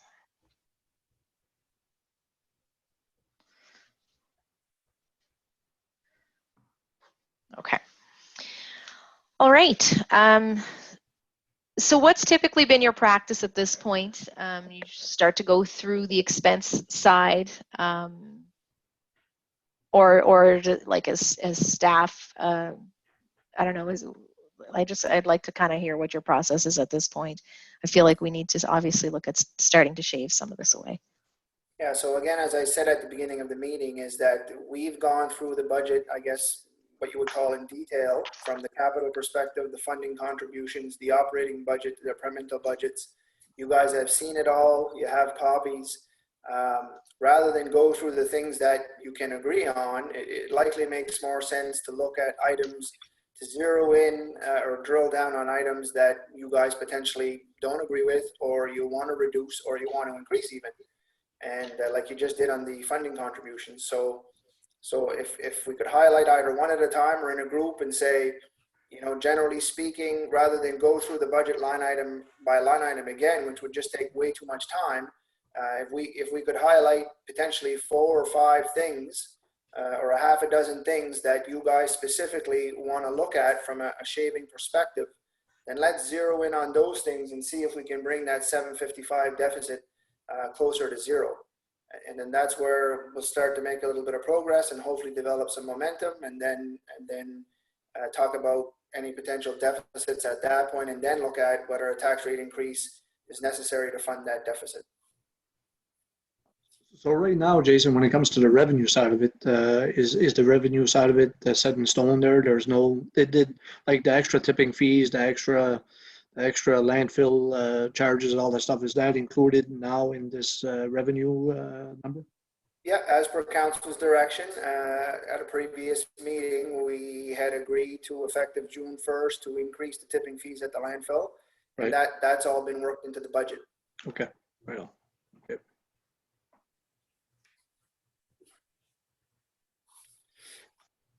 Now, when it comes to the D tax, D transfer tax, you're looking at budgeted 2021 was 420, projection was 558, and the 2021-22 budget is at 460. But that's at a rate of 1.5%, correct? Yeah. If you increased it to 1.75%, like some other municipalities do, what would make that number revenue-wise? Would it be increased 75 grand, something like that? Well, so basically there's a process to go through to change the deed transfer tax. I could be wrong, but something tells me that 1.5 is the maximum deed transfer tax that you're allowed. And I believe we're currently at the max. I'd have to double check that. I know Kathleen had provided me a document that that states we did an analysis on the deed transfer tax, and basically we had increased it in a past year, and that's why it was set at 1.5. And I believe 1.5 was the highest that anybody was all across the province, and we were actually one of the few municipalities, I think, that were that high. But I would have to double check. But something tells me that max is 1.5. If it's not, then it would be council's prerogative to change that. But again, you're partway through the fiscal year already, so that would have to have an effective date, and then we would have to project based on the effective date to the year end. Right. Yeah.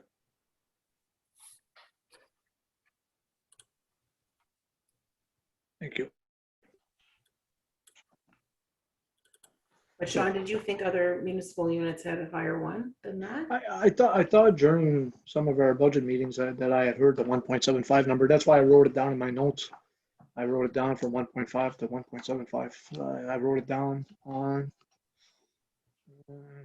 April 14th meeting. I wrote it down, so I don't know where I got that 1.75, but I thought maybe it was in the discussion. Mm-hmm.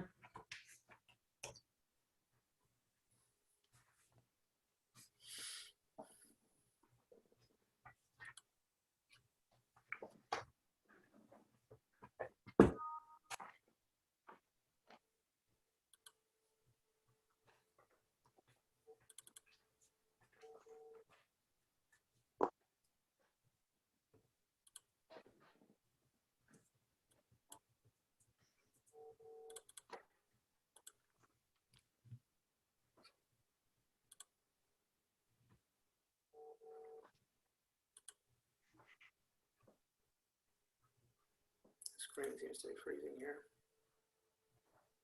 Can you guys see the expense document that's up now, or No. no? Okay.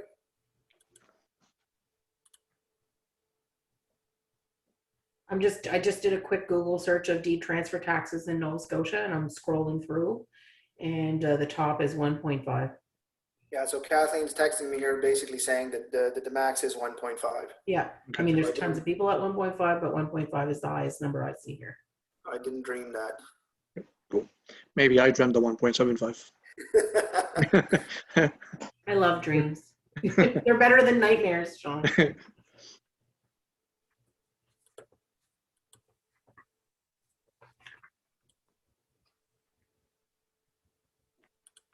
Yeah, there's so little that we control on the revenue side. I mean, Yeah, just, yeah.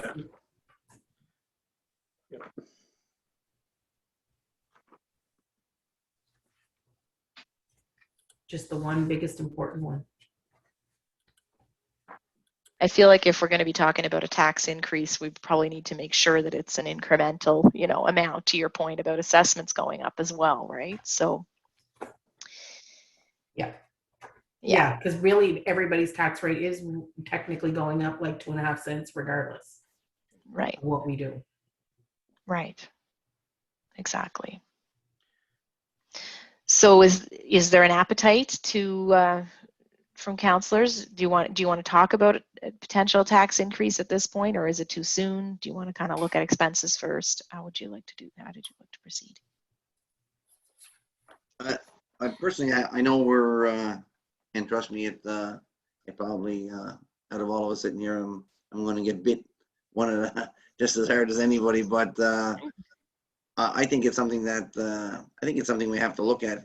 I mean, it hasn't been increased in 5-6 years. I know PVSC might be doing their own thing with the assessment, but again, PVSC also has to look at some of the houses or some of the land they're assessing and reassess them because they're way out of the ballpark. So I don't think we can guide our numbers by what PVSC does. That's up to the person to, I guess, complain and grieve it or not grieve it. So I, at this point, would be okay. If we're going to do it, I think this is the year to do it. By year number 4, they're going to forget to bite if we only have to do it once. I think we're going to need to do it more than once. Yeah, I think it's likely going to happen more than once. And it's, the thing is, it's been a while. The cost of everything's gone up. I mean, we've seen just the mandatory contributions tonight. That's basically, or it's more than a 1 cent increase on the tax rate without even doing anything. So let's, pretending things were identical to last year, you would have to cut that much more simply to remain stagnant. Yeah, like you say, Brent. I mean, when you look at police is already, like you say, is up 76,000. That's almost the 90,000 at the 1 cent increase, right? So yeah, police is almost taking care of that right off the get-go, right? It's going to take 3 or 4 cents to make any kind of a dent, really. Right. Yeah. The reality is, I think, previous councils have shaved this budget as much as they really, as we go through it. It's, other than cutting reserves, like what in the heck could we cut here, right? Yep. And so that's. And long term, I don't think that's necessarily the idea for the county as a whole, right? I agree 100%. I agree 100%, but we're really, it's almost too bad that over those years that there wasn't like a 1 cent increase every year, because then it would just be like every year the roll would increase by 2.5 cents plus they get a cent. So they'd be kind of accustomed to a 3.5% increase every year. They could have increased the reserves a bit, but hindsight's 2020. That's not the point here. But, people have said they want changes. They want things to be different. And, if we don't spend money on some of these studies that support some of the work we want to do, which we may be able to fund through gas tax, but the studies we can't. Like the studies, like getting ready to do the good work that people want us to do costs money, and it has to come out of the tax base. And if we don't start planning for things like, those capital pieces, we're doomed. We're not in a good place in 5 years. Yeah, that's right.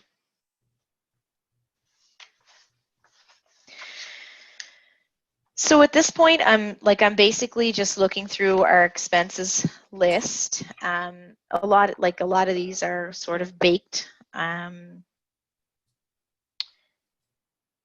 Like you said, Melanie. And we do have to have a separate conversation also on a water utility. Is that correct? Yeah, well, we will, I think once we were to gain, what we were hoping to do was once we gained consensus on the operating budget was then to make one more meeting at the end to present the Yeah. water and the sewer. Yeah. Okay. Great. Okay.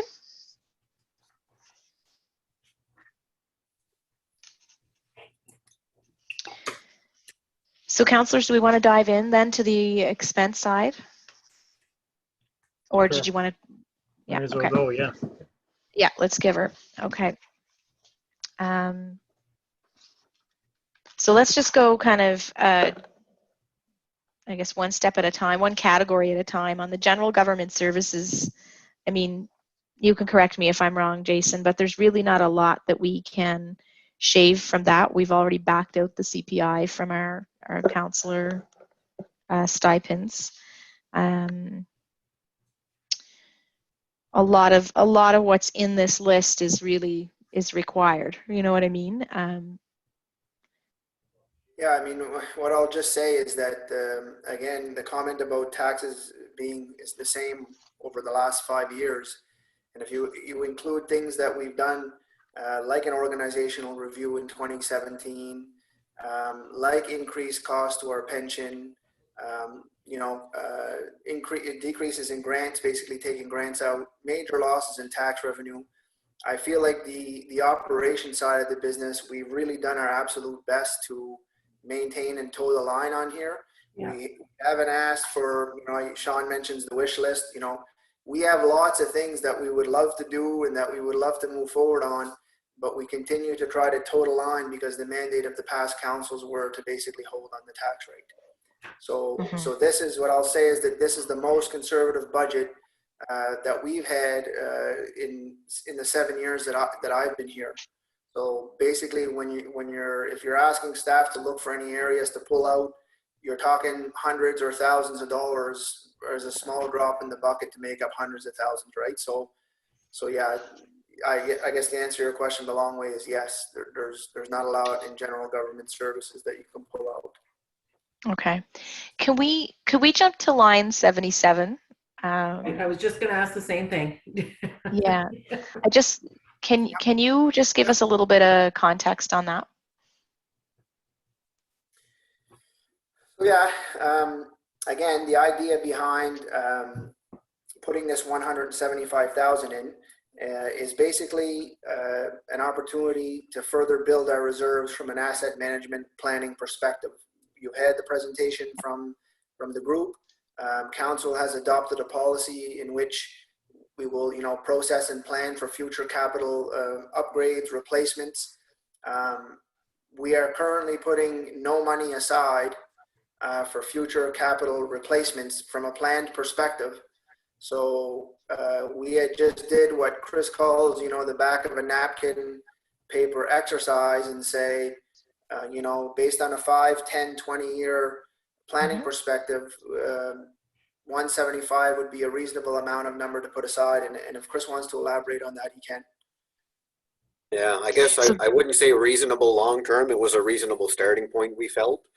And what was on the back of the napkin for that calculation is essentially a fleet vehicle every year, budgeted about 40,000. Putting aside, say $40,000 to $50,000 a year for future replacement of the heavy equipment at the waste management facility, of which there's over $500,000 of equipment there. And then we said, well, we should probably include 75 to 100,000 for other capital projects, and what that would cover, for example, the sewer plant. The municipality, by policy, would have to contribute up to $1 million to that facility, so that if there's $100,000 a year going in that account, and we build that plant in the near future, well, there wouldn't be enough, obviously, for our contribution, but it would cover our principal and interest on a loan, for example, to cover our portion. So that's where those numbers come from. It doesn't include anything else. It's basically just, you know, covering essential equipment that we need to maintain operations, and then 100,000 to cover future expenditures for the big water sewer capital projects that are covered by our two policies. So that's how we came up with that number. Okay, thanks, Chris. I just needed that reminder on what the detail was. It does not include the landfill closures. Correct. And I should also mention, when we went through the budget, we were cutting things pretty tight, where normally if we had a surplus at the end of the year, that money was getting transferred. But this time, where we've cut things pretty tight, you won't see the you know, the size of surplus you would have seen in past years. So we can't count on that potential surplus to fund, you know, to fill these reserves, because it won't be like it was in years past, where we're really making an effort to bring the numbers down anywhere we can. Mm-hmm.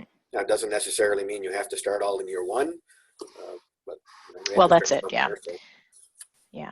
And I, you know, that it's been a lot of years of not paying attention to our reserves. So like I said, we're not going to build Rome in the day. So, and I mean, will add that the equipment we bought, we used gas tax at the time, but we found out later you're not allowed to use gas tax for equipment. For what? For equipment. So backhoes, loaders, trucks. When I first started, we had been using gas tax, and we spent a fair bit of it.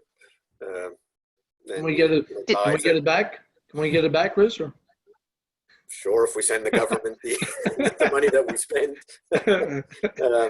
So that's not an option anymore. That's why we wouldn't have seen this in the past, because we thought we were okay using the gas tax at that time, but turns out we're not. Don't tell anyone. Okay. So they didn't claw that back? At the time it was reported, and they didn't make an issue of it, Jason, if I remember correct. It only came up a couple of years ago. Yeah, no, so we report all our gas tax expenditures to the province, and those purchases would have been included in there, and they wouldn't have been flagged. So at the time, it was not an issue. And then I think as they drill down more and more and do audits on the gas tax fund, and they kind of say, you shouldn't really be doing that, you shouldn't be really doing this. So then it's basically on a go-forward basis. Okay. So refresh my memory. Do we, when we have our like our reserve, is our gas tax reserve and our, I'll call it operating reserve, are they lumped together? So when you quoted me that number earlier, Jason, was that gas tax reserves or surpluses, or what's in there? Yeah, no, the 1.53 million that I quoted was actual just the balance in gas tax reserve. So there's two types of reserves, capital and operating. Okay. And then when you look at a capital reserve, we have our capital reserves broken up. So the capital was 1.5? Yeah. And what's the operating? Well, sorry, I was looking at last year's number. So the gas tax reserve is 1.684. Okay. And then there's a landfill closure of 403,000. I'm just rounding to the nearest thousand. Yeah. Thanks. Capital would be 352,000. Sorry. So the total capital reserves at the end of last year would be 2.439 million. Okay. And then what about the operating reserves? And then the operating reserve. The operating reserve is currently there's a tax rate stabilization reserve, and that one's at 2.7 million. Okay. And I'm not really sure why this name is like this, but it's called an infrastructure reserve. It's at 2.2 million. And what's the criteria to use those monies? Well, generally speaking, the operating reserves can be used to fund your operations. So if there's anything major that you want to do from an operating standpoint, you can use those monies to fund the operations. The tax rate stabilization reserve is what we call a special purpose tax fund. And that is set aside to basically stabilize the tax rate in the event that there would be like a major blow to tax revenue.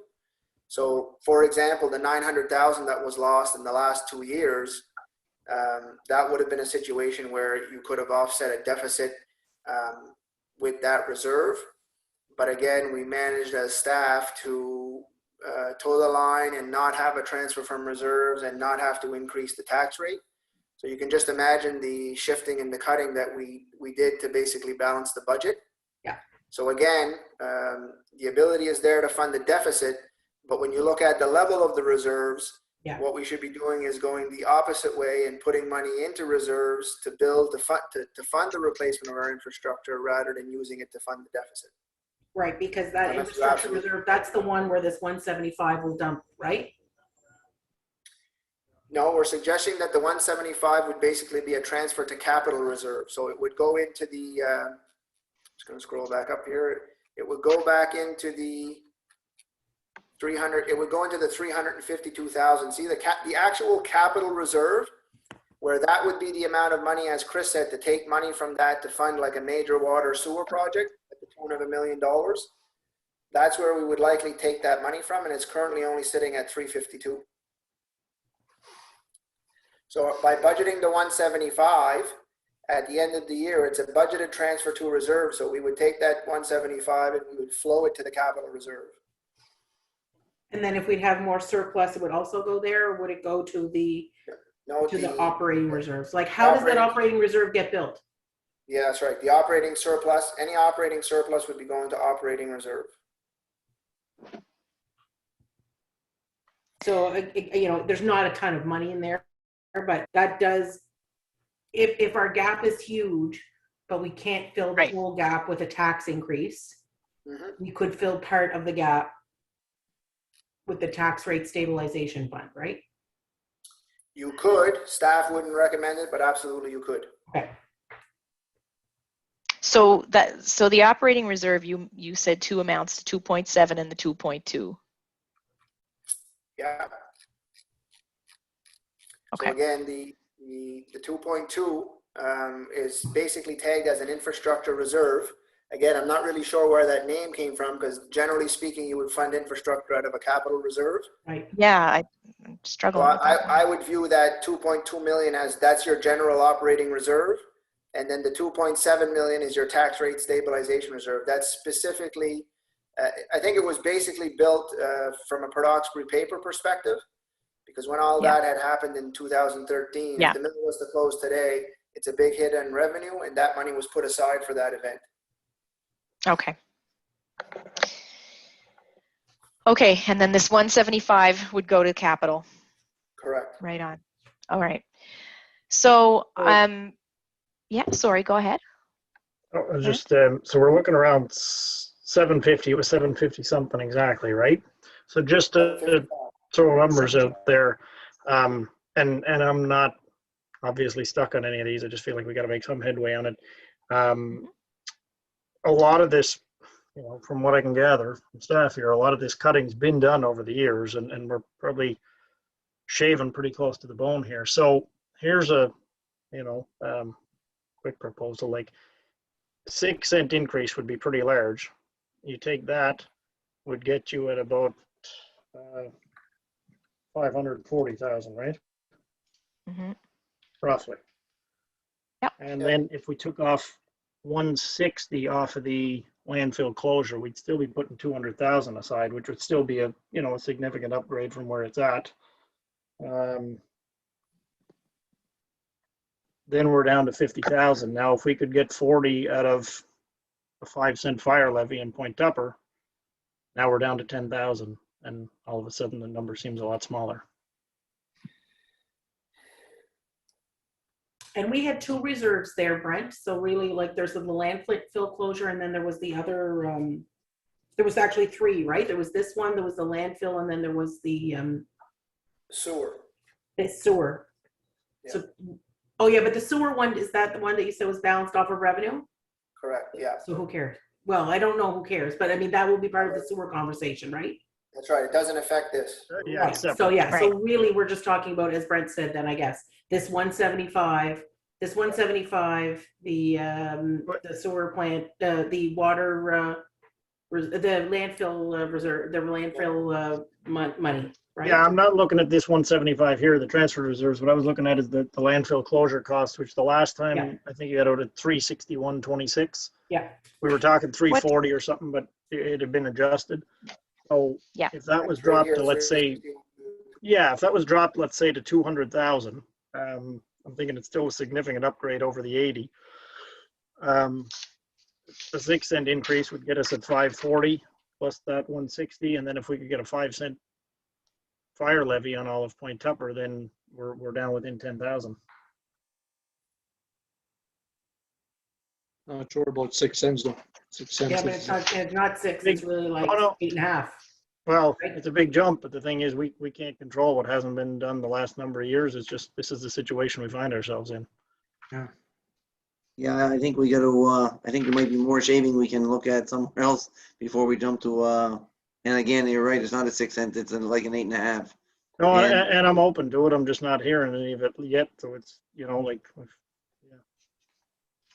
I guess right, we got to start the ball rolling somewhere. these are the discussions we're looking for. Like, we got to look at the big impactful numbers, and if the 361 is too high, and everyone agrees to take 100, 250. If consensus can be made on those numbers, then absolutely we'll be making progress, right? Yeah. Like I said, there's just so much of the revenue and expenses that we don't control, like the big ones, we don't really control them. And then you guys, when I look through this, you've shaved everything. Like, I can't imagine what you could possibly think of changing, other than allocations and transfers, right? Like, they're the big ones. Yeah. Yeah.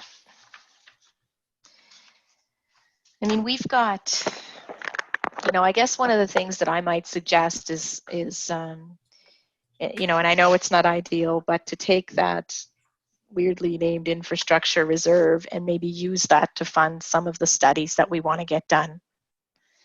Because we've got Strategic plan, strategic trail plan, study, trail, and the Walter Vergier School. Vergier School.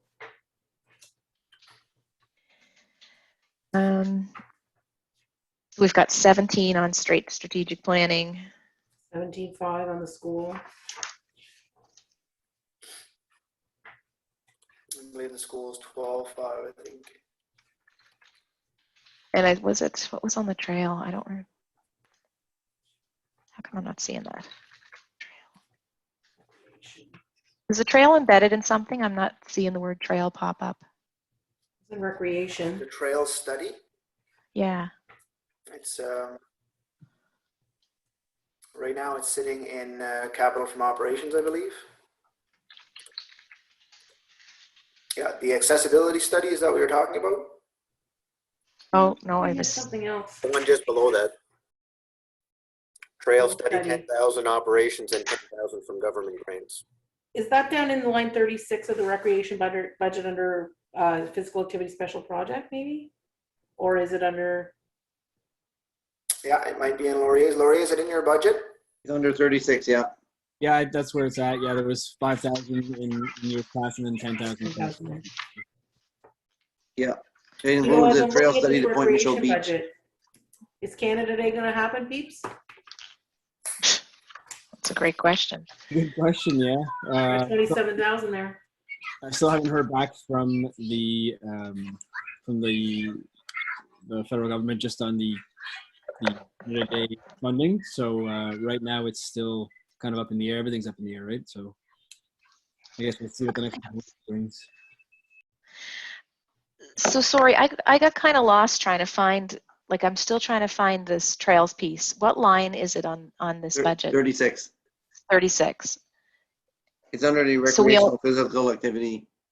So that 15,000 was just for trails, or was accessibility in there as well? It was 10,000 just for includes the trail study, and then the other 5,000 I believe was for the Point Michaud equipment like the surfboard, surfboard, Thanks, paddleboard. Mike. Yeah, you got it. But there's also an accessibility study of 40,000. Right. Amanda, that's what you're thinking of. That's what I'm thinking of. Yes. I'm looking for it. That's embedded in this 157.5. Okay, so we The had the line. school at 17.5 and What line is strategic 157.5 on? of 17. Number 98. Is it line 98 on general government Yeah, services? are you guys seeing the screen up right now with my cursor and the note showing? Oh, yeah. Yeah. So it's the 40,000 is in there. Okay, So great. So what is contained in that 157 is the purchase of a vehicle, 40,000, Right in the note, 12,005 is the equipment trailer, 40,000 is the accessibility study, 35,000 is the chamber upgrades, and then we always include a small contingency for major breakdowns that happen during the year. Yeah. How about we scrap the chamber upgrades for this year? I thought we already did. No, it was No, at we- 60,000. we We were adjusted looking it to 35. But I mean, really, I mean, I don't know that it's required this year, right? Like, Well, I feel like we need to get that sound situation Yeah, figured I out. was just going to because- say the chamber itself, maybe not, but the sound is definitely an issue. Right. Because, I mean, we can't really appropriately have groups in without the feedback, and there's the buzzes on the microphones. It's Yeah, and correct me if I'm wrong, but quite a problem. correct me if I'm wrong, but it started at 60, right? So maybe we already did this, and that's why we took it from 60 to 35, right? Just to focus on the. no, there was a Sound. quote for 60, I think, wasn't it? That was a lot more than we were kind of anticipating. It had been budgeted at 35. Yeah. So this is not, that's not something that gas tax could be used for, is it? I'm not seeing it anything like. I don't think, Chris, what do you think? Studies can't be used, I don't Okay. think. I got, thank you. No, but that's not a study. The chamber upgrades is a real. No, yeah. It's a real thing. Yeah. Sorry, I lost Chris's answer there. No, I didn't answer. We would have to ask to be sure. I wouldn't want to venture a guess. Right. Yeah. Okay. I wouldn't mind venturing. Last time we ventured, they let us get away with 6 vehicles. We won't be doing that again, though. All right. 750, what if the landfill closure thing, we put it at basically double what it was, 160. So we take 200 off the top. You take a 5-cent increase, which is another 450. And then you take the chamber upgrades out, 35. The 5-cent fire levy is 40,000. We're still short about 25,000 at the end of the day, but that, is maybe possible to find. What about if we take some of these studies out as the ordinance suggested from the Yeah. numbers? Sure. Like I agree that we can't do that all the time. We really can't, but these are kind of special situations, these studies. Can we get rid of 25,000 in studies? Then we're all I think we gotta get rid of a little more. We've got So- 80, almost 85,000 in studies. Yeah. We've got 17.5 at the school, 17 strategic, 10 on the trails, and 40 accessibility. That's 84.5. Right. I should add So if that we- the budget number it's not accurate if council's looking at repurposing that building. That was strictly to assess the building to return it to its original condition. Yep. And I heard we were talking about repurposing, so that number's not likely accurate anymore. I just want to mention that. The 17.5? Correct, that was just for. I wasn't talking about repurposing. I just wanted to know what was going on there so somebody else could do something else with it. Repurposing Exactly. Was mentioned in a council meeting, so, that needs to be clarified. Yeah, we have talked about repurposing it, but I think what we need is just an assessment of its current state, right? Well, it'll like be an that's- estimate to return it to its original condition, but if that's No, useful, that's fine, but if that's not the end goal, then that's not useful information. So I'm not looking, so yeah, I understood that was an assessment of the state of the building because, specifically the Rapid Housing Initiative has been expanded. It's 100% funded, right? So, I'm pretty sure that includes design work, as well as the actual construction. So I'm just trying to figure out what's the current state of the building, not what would it cost to bring it back to the way it was, because I don't really see that would be useful information because it's never going to be a school again, right? Do you know what I mean? I don't know if I'm... Generally, you're doing this to get an estimate to recondition the building. If that's what we're looking for, then yes, I can get that. But not on the cost of 17.5, right? Yeah, if it's just an assessment of the existing building to say what will it cost to fix it, then that's what that study will get you. But So if you're not bringing it back to its original state, then that cost is not going to be reflective of the cost to do anything with the building, I guess is what I'm saying. I can tell you there's mold in the building and we can say there's X amount, and we can say, talk about roofs and windows where they may stay as they are, but the rest we may have to gloss over where that infrastructure may be removed as part of a reno anyway. if you catch my Right. meaning. You don't want to include things that won't be Yeah. legitimate costs moving forward. Yeah. Yeah, for sure. And you For don't sure. want to either, I guess is what you're getting at. Yeah. Yeah. I We agree, just want but to know, like, 17, the roof is not in good shape, it could cost this much money to replace it. We're not doing that work, we're just saying that, so that if we were to hand it off, if we were to dispose of it, what it is surplus, that we would be able to tell whoever or whatever is happening with it, this is what you're looking at, right? Yeah, so it's more of a condition audit, but not so much to estimate the cost to repair it. Leave that to the third party who may Right. want to buy the building to Like cost. a rough estimate is Exactly. what I'd be thinking about, nothing set in stone, just, So it would be I called a agree. So my only issue with that is that if we're doing a feasibility study for $17,000, I'm pretty sure we can get some rough estimates for a lot cheaper than $17,000 in a building that we were potentially not going to, I don't know how to say it, something that we're not going to put money into this year, but we just want to know what it's going to cost us for the future years, or something that we can develop. I We just can don't define the see scope of work, and we can't define the scope of work using local contractors. why Engineer needs to it's do local that. contractors that built it. So it's yeah. So I guess I want to just get back to that piece, Chris. Like, so there's something called a condition audit. Yeah, it's what we did at the arena, for example, 2 years ago.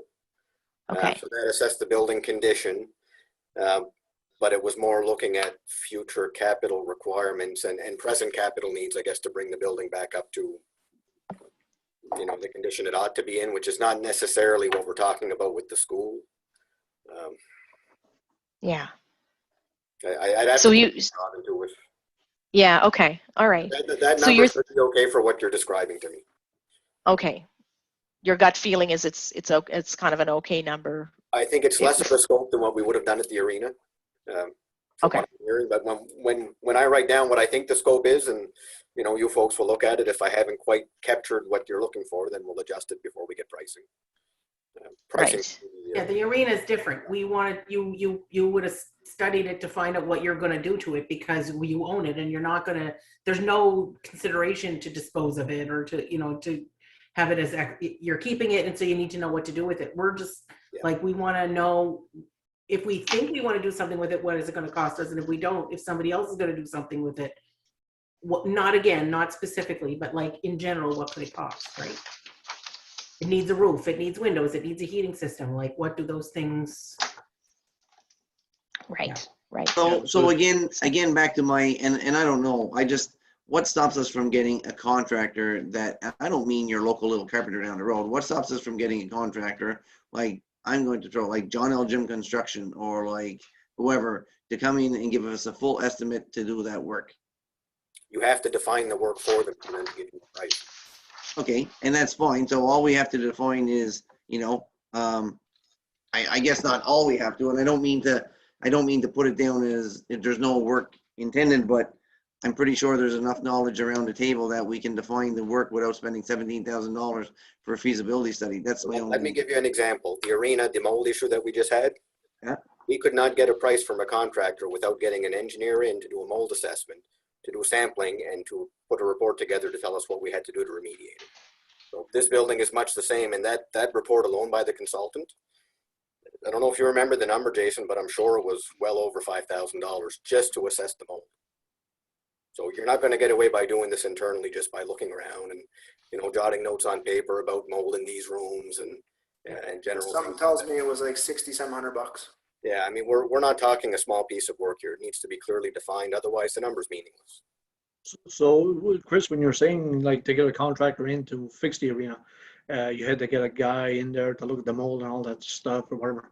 So are you saying that Glenn Randall and System Care that does all this stuff with mold wasn't able to do that work? They did the work. They don't do the assessments.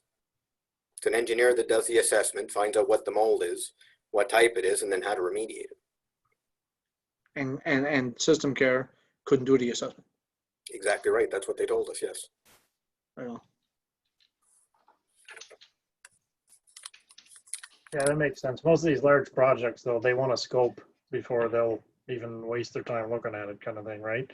So they generally want an engineering scope on that as to what's going to be done, and it kind of gets them off the hook. If it was simple and we were just saying, I need 2 new boilers installed and the roof has to be replaced. For that, sure, we just call a local guy and say, you know, what would your budget price be for work like that, and call a couple of guys to get a rough budget number. But that's not what we're talking about in this building. We have leaks in areas we don't know about. The system froze. You know, there's mold, and mold alone is something that we can't deal with going that route. You know, there was a hazardous materials assessment created at one time. Any work done in that building has to consider the hazardous materials in there. That's going to add to their costs. So they'll have to take all these reports, put them together, and then, you know, factor that into whatever they have planned for the building. Yeah. Okay. So I guess I'm wondering then is if we take those studies, so at $84,500 worth of studies, and then we take the chamber upgrades out of the weirdly named reserve fund, infrastructure, whatever it's called, that comes to $119,500 that we could be shaving off of our $755,000 variance, right? If we reduce the landfill line from 360, whatever it is, like reduce that by 161,000. Let's go right by 200,000, bring it down to 160. We're still doubling the contribution before, basically, and we can shave 200,000 right off there. And I know obviously it would be nice to be able to do that sooner than later, but it, you know, we want to ease into these tax increases. Well, this is it, right? Yeah, for sure. I agree with Brent. Yeah, I mean, the 750. We take out 200. We're at 550 already. Right. And then you were talking about the chamber upgrades too, right? Yeah. And I think, and maybe reduce our 175,000 transfer to reserves, line 77, reduce that by 50,000 so that it's 70, whatever that would be, 125. Basically taking that money out of that reserve is the same as just reducing that number, right, Jason? Because it's all the same pot. The 175 is going to, oh no, this 175 you're proposing dumping it into the capital. Okay. But yeah, what if you take it 175 to 100? We take 75 off it, then we're down to, I think, 440, which at a 5-cent increase gets us there. I lost you, Brent. I didn't understand. I didn't quite follow you. Okay, so we start out with the 750. We get 755 off of the length. Yeah, so we take 2, or yeah, okay, so I was at 750, but okay, either way, this will work, I think, close enough. We take 200 off of the landfill closure thing, so now we're down. We take the 35,000 for the chamber upgrades and the other 75 off that reserve, and now we're looking in the range of 445 or so, 444, 45. And then a 5-cent tax increase basically covers that. Now, 5 cents still a big pill to swallow, but if we can find another bit, you know, it's better than 6. So we're working down. Did you take the 84,500 out of the transfer? No. No, we didn't. No. No, we didn't. No. Okay. Right. So, like, I guess what I'm suggesting is 4 cents, and I'll tell you why. Right? Because if they had done it in 17, 18, 18, 19, 19, 20, all right, maybe 5 would do the trick, right? So if you think about it, if instead of holding the line the last 4 years plus this year, if instead it was a cent a year, which was kind of the pattern, that's where we'd be, right? Yeah, and I'm not, God knows, I'm not set on 5. That's not, I'm just, I'm meaning this is, okay, here's a way. You're presenting an option. Forward. And I'm very much open to better ideas because, you know what I mean? There might be other spots. Yeah. Just as the point of interest, Guysborough put theirs up 6 cents and they called it a small increase. Yeah. I don't think many people would agree with, but I just wanted to put that out there. Yeah. No, you're right. And you know, they've faced some similar challenges, right, with the decline of Sable. So and it still gives us a little bit of room, like where we added to that original you know, those funding contributions, right? Like, you know, we're in that ballpark now to leave that with what we've added to it tonight, right? So I don't know if I got my numbers wrong, but I had it the other way. I was down to 369 without without using our tax. I had the 119 500. Where's that one from? That was from. So 119,500 is if we take the 4 plans plus the chamber upgrades and we take that of the operating reserve. Right. Because those are one-time things, right? Yeah. They're not So if we recurring. take away that 119 500, we take away the 200 from the landfill. Mhm. That gives us 319 5. We add 50 or another 50,000 from the From the transfer to reserve, which is from the capital transfer to reserve. Right. Then I'm at 369. Yeah, that's right. That's the Right. gap we have to close. Yeah, that's right. So 369 from our 700,000. Is it 700,000 we're with? Yeah, well, now we're talking closer 755,000. to a 4-cent increase, which is, Yeah. that seems completely reasonable. I don't even really like 5 or 6, don't get me wrong, but 4 seems Yeah. much more manageable. Well, I'm just looking at 4 plus the 2.5 that we already have. Like you say, I don't like Right. linking PVSC with them, but people will make that link. That's right. Oh, people make that link every time, Mike, that taxes don't go up. They say, well, my taxes go up every year because my assessment goes up every year, right? So, yeah, you're never going to get people out of that mind frame, which they have every right to be in that mind frame. Right? Yeah. What about the fire levy in Point Tupper? Is there maybe there's no interest on that, or? Well, I mean, like my opinion on that is that's more of a discussion on principle. I would be opposed to implementing a fire levy for industry. And then if we don't include industry, then it's such a minor amount. And the reason I'm saying that is because, of that recent negotiation we just went through, we talked about holding the line. Yeah, no, I agree, Ward. Yeah. But I mean, did we talk about holding the line as a group, and I'm not trying to target you, you know what I mean? But that was like, I didn't know if that was decided as a group of the 5 of us, or if that just kind of came up in conversation. Well, it was definitely in the update that we brought back to you folks. Yeah, because I was under the understanding that the same as them, I guess, that they were going on numbers that we given them, and by throwing a 5-cent increase into our industry now, it's almost like throwing salt on the wound. It's kind of like we come to an agreement, and now we're just going behind your back to add a little bit more to our pocket. We came to an agreement with Hawkesbury, and this isn't anything to do with Hawkesbury. You know what I mean? Like, it's kind of, at the end of the day, I do.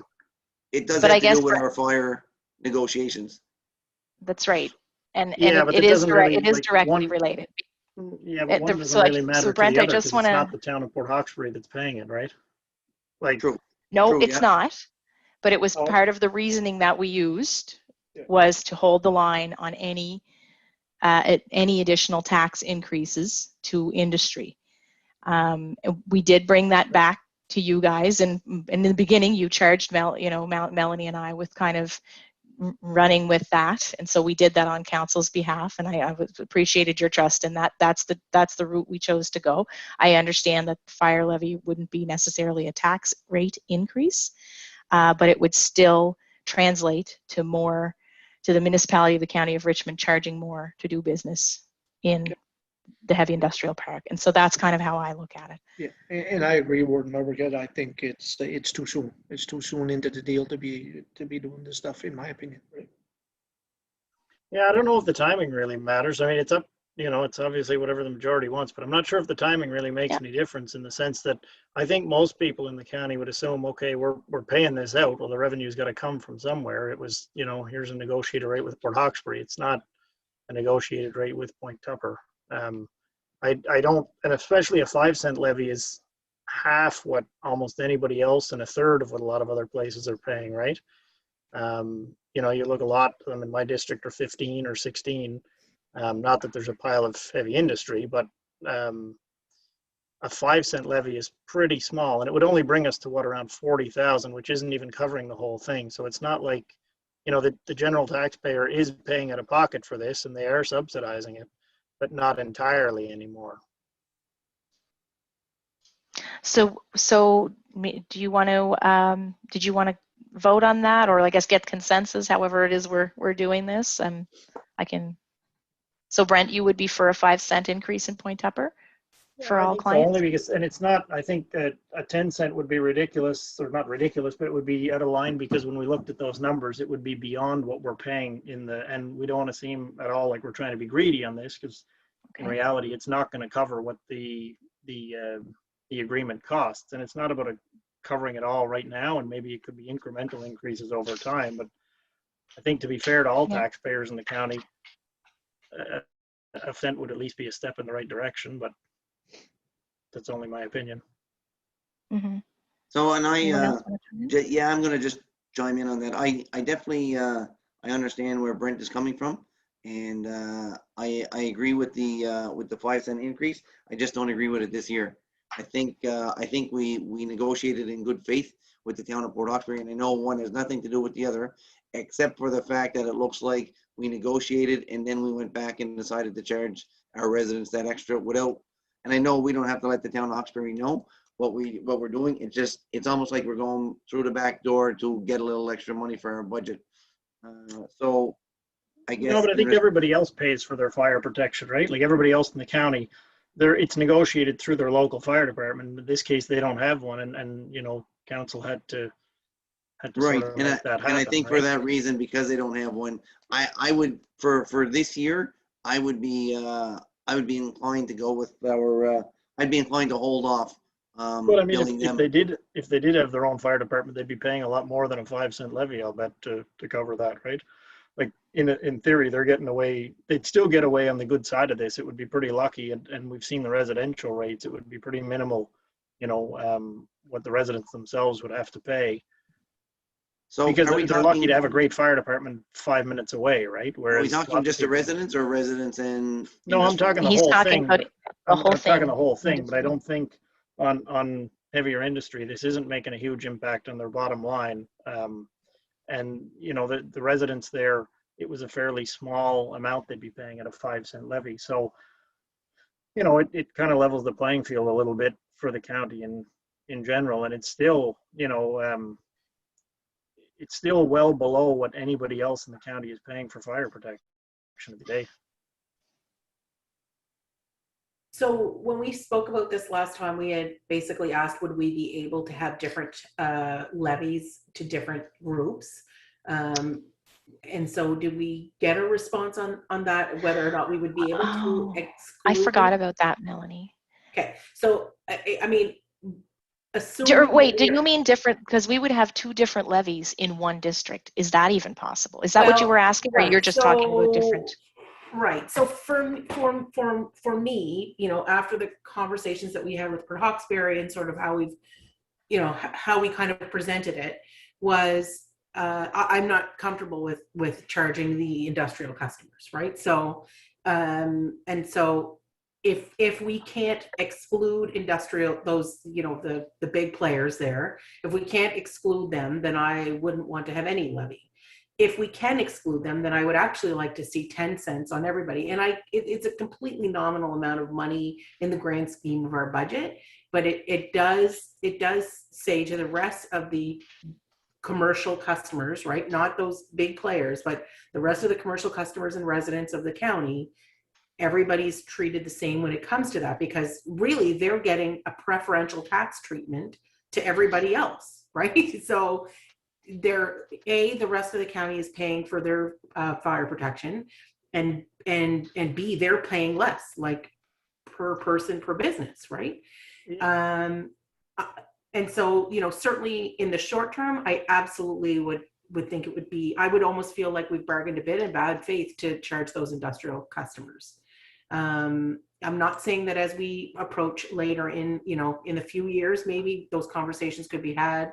But I just, right now, I just feel like if we charge anything, basically, the folks in Proxbury are going to say like, man, this is what we told you. And because they said it, right in the meeting, they sort of said, you can charge them a fire levy like you do to everybody else. And what are you worried about giving us all this money? You just charge the customers. And we were like, we can't do that because we want them to stay, and we want to incentivize the big businesses to come to Point Tupper. We benefit, you benefit, blah, blah, blah, blah, And so we certainly didn't make any commitments to not do it, but we certainly led them in the direction that we weren't going to do it, right? And I agree with you, Brent. I know what you're saying. This is not huge dollars to a lot of these. Some of them are a little probably more precarious than we think.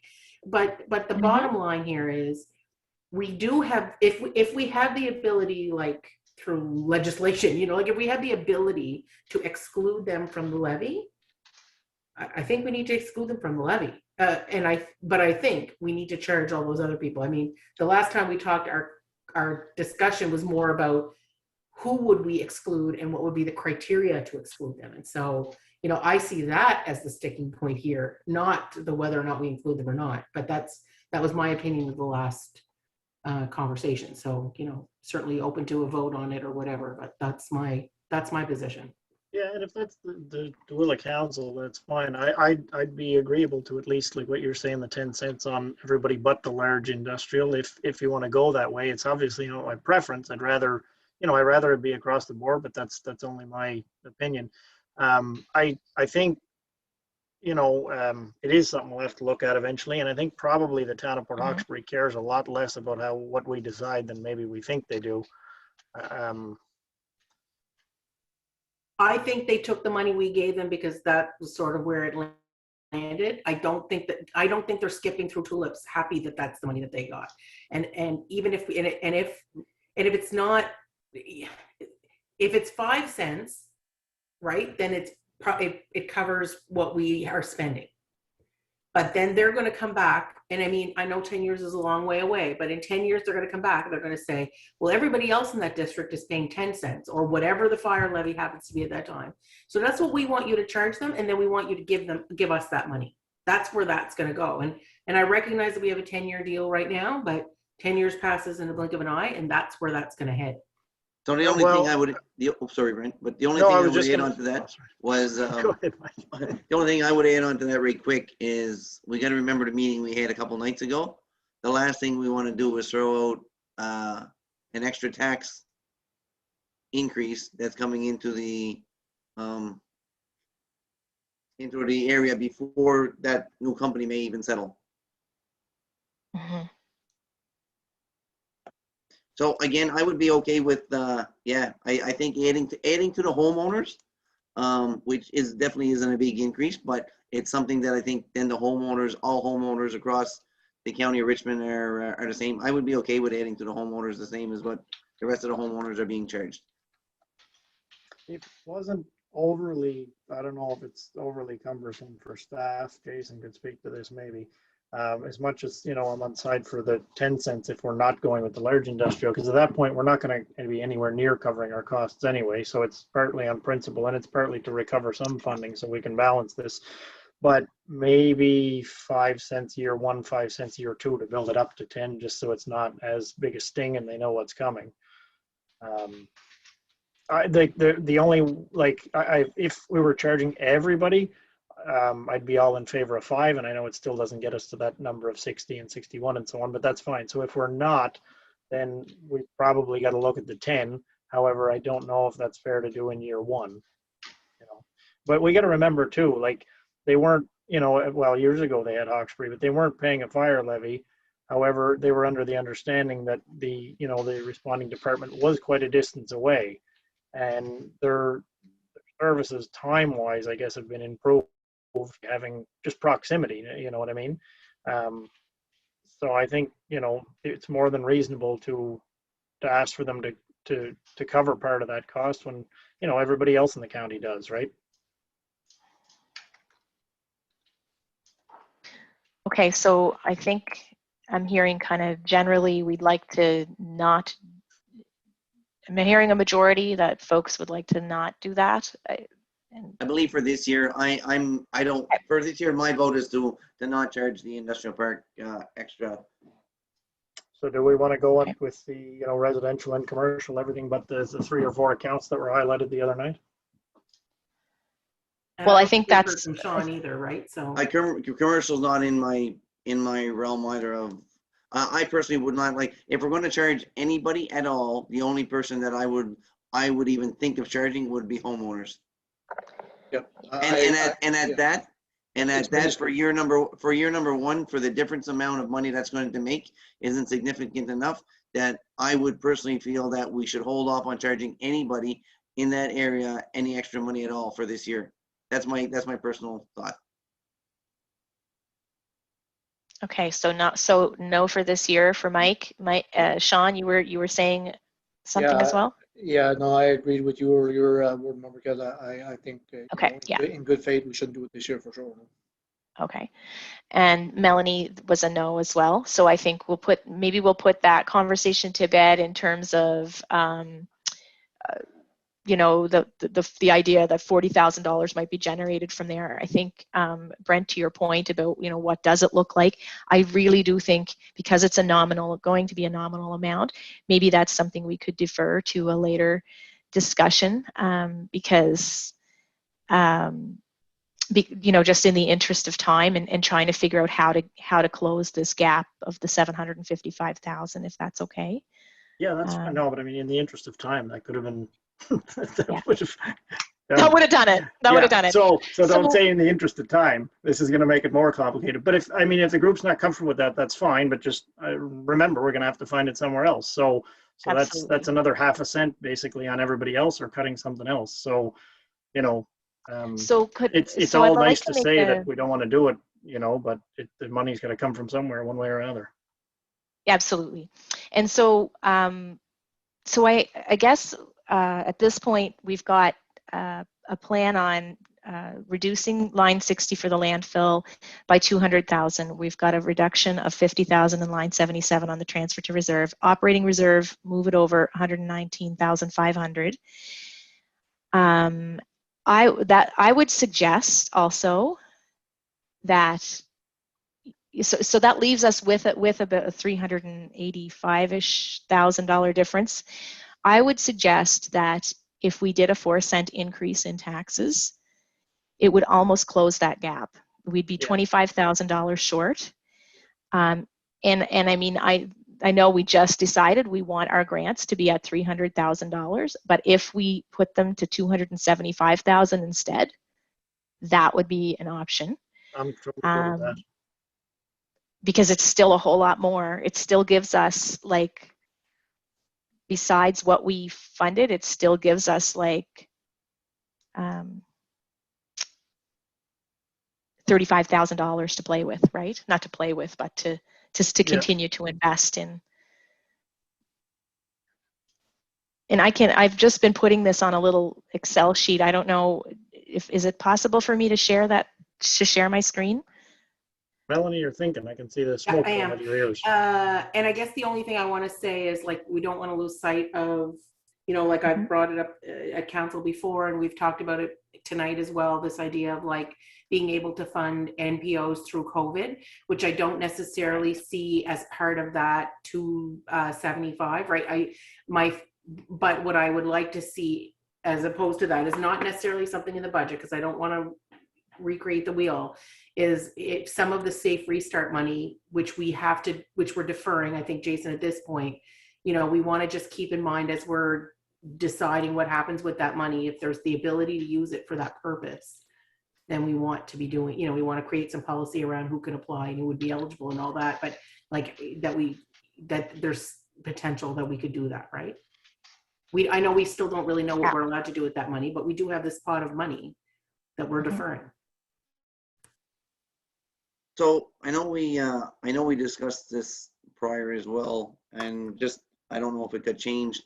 And we talked about the increase to 4% in the 1%, I guess, cost of living increase, and then the 4% or up to 6% for the raises for the employees. Did we discuss? Is that included in this number, or was that? I know we asked the last council meeting, has it ever been, you know, a half, like in the monetary side, or not, you know? Yeah. So it was $48,000, I think, the merit increase portion. Oh God, I have that written down somewhere. Yeah, and then the other. It was 48 Warden and 15 for the 1%, so 63 in total. Right. Let's just remember that's already been deferred 1 year though, too, right? So I know it wasn't our decision last year, but right. Yeah, I know, and I understand. And the last thing I want to do is take money away from anybody who's working towards it, because again, we all work for a reason.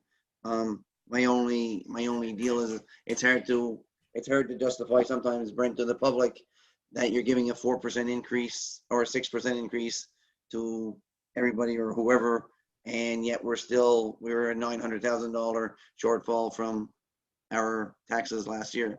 Or I guess the best way to say it is we're charging everybody a 4-cent increase on their taxes, but yet.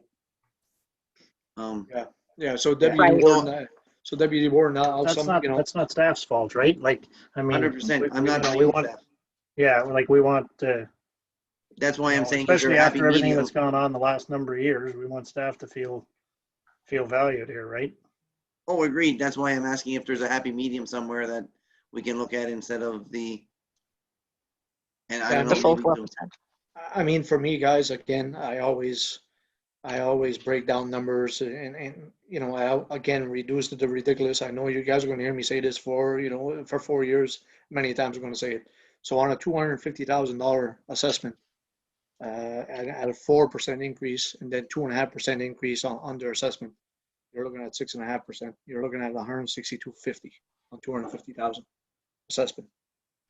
So which means at the current rate at 80 cents, someone's going to be paying $2,000 of taxes. So that $2,000 is going to go to $21.6250. So the $162.50 divided by 52 weeks is $3.13 a week. But when you divide 2,000 into 21.6250, that's an 8% increase. So how many people on pensions and how many people working are going to get themselves an 8% increase? Mm-hmm. Right? It's concerning. It's concerning.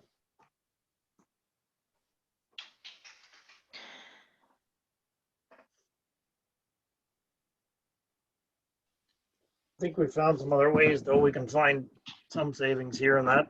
No, we already found that savings, Brent, and that savings gives the person 4 cents increase on their taxes, and it gives them a 8% increase on what they're going to pay, and we already found that, right? We're right where we want to be, but we're at an 8% increase for someone paying taxes. Yeah. And I mean, there's all kinds of options there. And Yvonne, I had just sent you a message asking if I could share my screen. It's disabled right now. I just wanted to show. Oh wait, maybe it's not. Oh, poof, it's working. You're way ahead of me. Yeah, there's all kinds of ways that we can kind of bridge that $25,000 gap, right? Okay, so let me just share this right quick. I have like a lot of screens open. Sorry, guys. Give me a minute here. You're going to be like Jason in a minute. You're just going to be going click, click, click, click, click. I know. God.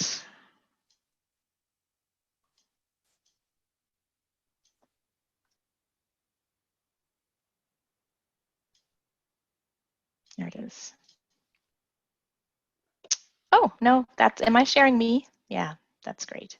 Can you guys see that the Excel sheet? Yeah. Oh, can you? It just says budget discussion? Yeah.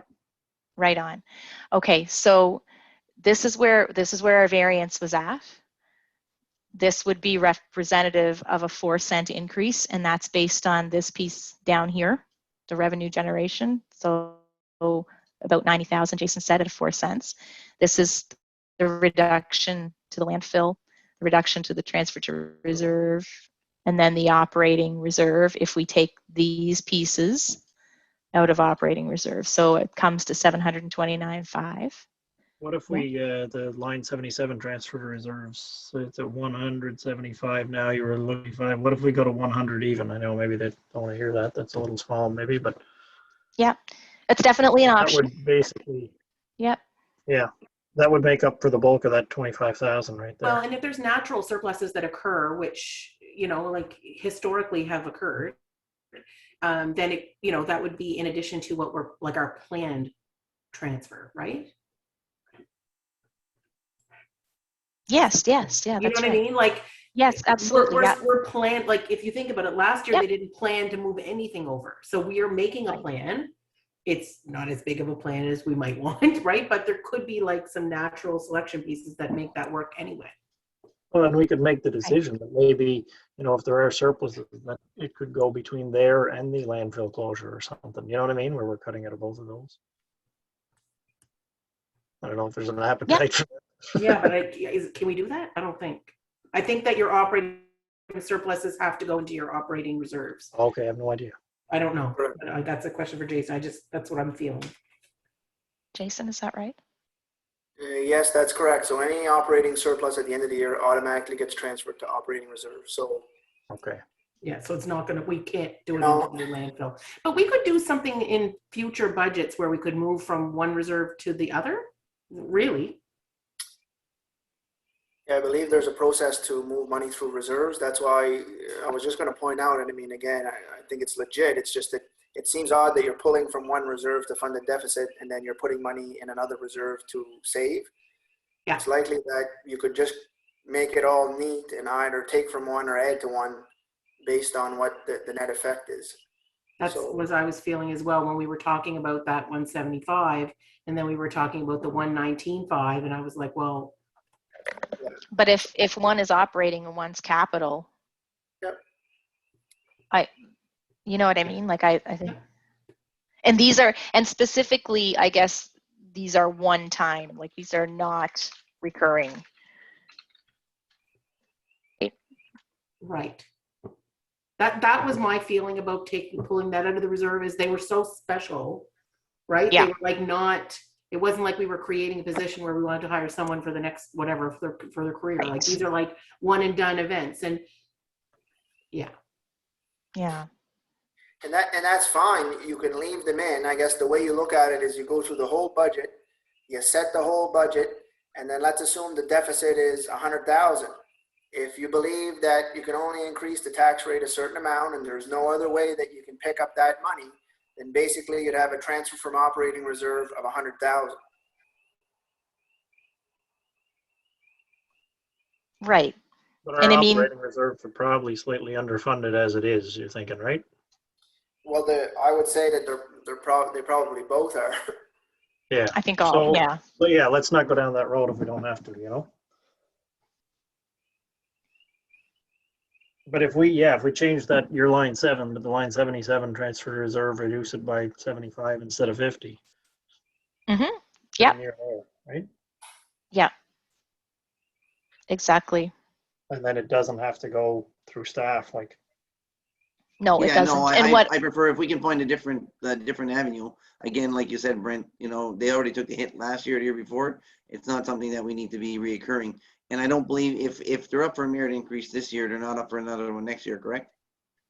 But they were up for one last year and it wasn't done, right? So it's not, that's Right. where I find it compounding, right? If we do it again, and I know Yeah. it wasn't Right, us that did it. Yeah. So Yeah. if they're given a merit increase this year, are they given another one next year, Jason? Or it is the regular year for a merit increase then? It would be the regular year, but technically that would be discussed next year. But yeah, one could argue that if it's given this year, that we'll skip next year and go to the year after. Yeah, I don't want to go down the road where they're going to end up missing a year. You know what I mean? So we do this year, then we move it again for 2 years, then something happens, and then they move again. Well, then they missed a year of a merit increase somewhere along the way. I don't really want to see that happen. Again, I'm just looking to find out how we can balance the numbers. I'm okay with changing line 77 definitely to 75,000. I just we got to remember where we sit. We have to be accountable to the people. So by giving a full raise this year and then maybe another one next year, it's not going to look good to the constituents that put us in our seats. No, but in theory, Yeah. I guess we wouldn't be looking at it next year. Is that what you're saying, Jason? We'd likely be looking at it 2 years from now. No, I mean, Right. it's something that we haven't discussed at all. I mean, you could make an argument for both sides, but again, these things are done on a year-by-year basis. So again, if That's next right. year came up and you guys had given the merit to staff this year, you could totally say, we're going to skip next year, only do CPI, and then look at the next year. And then on the flip side, you could argue that, well, we were supposed to get one last year, so this is the one for last year. Next year, we're going to be looking for Right. another one. Correct. But it'll be up to us to decide Yeah, that at that time, we right? haven't had Yeah. that discussion, so. So Jason, that 4%, is that based on the fact that there was none last year? Is that mostly 4% all the time, or is it two? That was all my the time? question. that is so we have an approved salary scale by council. Right. Yeah. People fit on the scale. There are what are called step increases between the scales. And what is budgeted is a step increase for every employee that is entitled to a merit increase. I'm saying that it's generally between 4 and 5%. I'd like to be able to say it's 4 exactly for everyone, but that's just not how the scale works. I didn't invent it, so don't blame me, but there's a 4-ish to 5% incremental increase on the salary scale to jump from one step to another. No, I planned on blaming you all along, Jason. That's okay. I have big shoulders, so. Yeah. And it's not uncommon that an organization like municipal unit or whatever, that they would have a salary scale and it's preset, it gets, like, you're not Yep. unionized, but it's a typical process to follow, right? And like skipping a year is, to me, we already skipped a year, and I'm not. Yeah, and I just want to comment on that. That wasn't a decision of council last year. It was a decision of senior staff not to put the merits in. Wow. Okay. Even more, in my opinion, important to give it then. Yeah. To be truthful, Don, even more important if they've given it up previously. Yeah. We didn't come with it included in the budget, and council took it out. We just didn't have it in the budget from the get-go. Wow. Oh, well, you know what? Yeah, I mean, that's where I thought you guys were going with it, that council didn't approve it last year. No, that's good to clarify too, because I don't want that sort of blame to lay on the previous council when it's not warranted. Yeah. Kind of. Okay, so then, see, that changes the whole outlook. So in a view like that, then yeah, I agree. Let's find the money somewhere else. And I for one would be, I for one have no problem approving what their merit increase ends or whatever at this stage. Yeah. But so again, we still have to. So I was, look at line 77. If we change that to 75,000. Now I know our funding contributions. I hate to go back to them, but again, that's where we started off. Is there any of them that we can reduce by? What about like Superport and Chamber of Commerce? I wonder whether that's going to go on or, I contacted both of them and they are going forward. Yeah. They are. I'm looking more, and I know it's health, and I know we don't like taking away from it. Excuse me, but at the end of the day, I just look at the ones we're popping 7,500 and 10,000 to. If we drop them $2,000 or 2,500, does that make a huge increase on their side as opposed to on our side? But I mean, I think when we reduced our overall, like, again, we have that list and it's sort of like a guide map, right? But it's not part of our budget. So if we budget 275, right? Like today, we're not deciding 100's going to transit, We're deciding that based on $300,000 is going. We're giving out 275, and however we do that is a different conversation, right? So I'm not disagreeing with you, Mike, in that. I think you're exactly right on. Like, we may find that we can wiggle some room there to do some of the other stuff we wanted to do, given that we've dropped 25 already from your original 300. And maybe we could drop it down to 250. It's still more than 239, but it doesn't give us as much wiggle room. But we might find more wiggle room by adjusting some of the numbers. We might find some wiggle room if we find out we can use the safe restart money for the transit. Right. Yeah. Right. So those are going to be allow game us to fund changers. some of those bigger projects They're that going we to be game like to work changers, on. and that's unfortunately that's the information we don't have in front of us. But I Right. guess we have to deal with what we do know and hope for the best case scenario that we will get it. Right. So what if we move back to 250? It's still more than what it was, but 250 now. You're only 10,000. now we have very little. You're right, Sean. Yeah. Very little. Yeah. But again, we have to really consider, like, and I'm not saying we have to decide that today, but are we really committed to giving $10,000 to the Peacocks Park? Are we really committed to giving to the, like some of these are big dollars, right? When you think we're only giving 25,000 to the healthcare recruitment, right? I personally would struggle giving 10,000 to the park. As lovely as it will be, as much of an economic driver it could be, like all of those pieces are, but we also need to worry about setting precedents for other groups that are going to have projects. We're just starting, and some groups are being a little kind, I think, to us. But what I'm worried about is like I almost feel like the Friends of St. John's request is born from the fact that we gave 3,000 to the Dr. Kingston Clinic. right? Yeah, We gave and them it- money for operating, so now people are coming for operating. Like, I'm just worried. I'm always a bit concerned when we make those decisions that we're not like all the way out there, right? And it Yeah, may be and- now, yeah. sorry, the $10,000 that, that you mentioned, are we not under the understanding that the gas tax fund can cover that? We're hoping it could, Mike, in my opinion. I'd love to see it come out of there, and that way we wouldn't have to worry about spending some of our 275, right? Mhm. Mhm. But then we're gonna So- get people coming But after it- us for our gas tax money too, right? I mean, But I'm again, not saying no, I'm just saying, yeah, but again, that goes back to what Jason said earlier, right? I mean, if you're gonna, have this gas tax fund and the government doubled it, yes, maybe we'll put a policy in place and bylaws in place to make sure that, Absolutely. like you say, no, we protect the way we do spend it, right? yeah, We may take that definitely need extra to. that we get and say, okay, we have this pocket and this is how we're gonna manage it, and Right. it won't all go this year, and we may take that over time, right? Right, exactly. Mhm. Yeah. Yeah, agreed. So, Warden, is it possible if I can interject just for a second, or? For sure, of course. Yeah, so, I mean, I've had some discussions with the CAO, I guess, basically since Monday night's council meeting, and we kind of thought somebody was going to bring it up. We're just kind of thinking of it here. I think there was some thought or questions raised at the Monday night meeting as to whether there might be an opportunity to accrue what I entitled in the past meeting as a confidential personnel matter. Yeah, Mhm. So there's an amount there that is a possible avenue for a reduction, I guess, in expenses. And the investigation that we did, I guess, to be brief or vague, is that if it can be determined solely by a lawyer in writing, what the potential amount would be, then we could absolutely accrue that on our year end. ooh, And the reason that it hasn't been accrued to date is because there hasn't been an amount put in writing. So basically every year, what the auditors do is they send out letters to any legal representation that we would have, and the lawyer basically confirms as to whether there's any potential liability or any potential success for a liability, because basically the auditors would ask for backup in an accrual situation.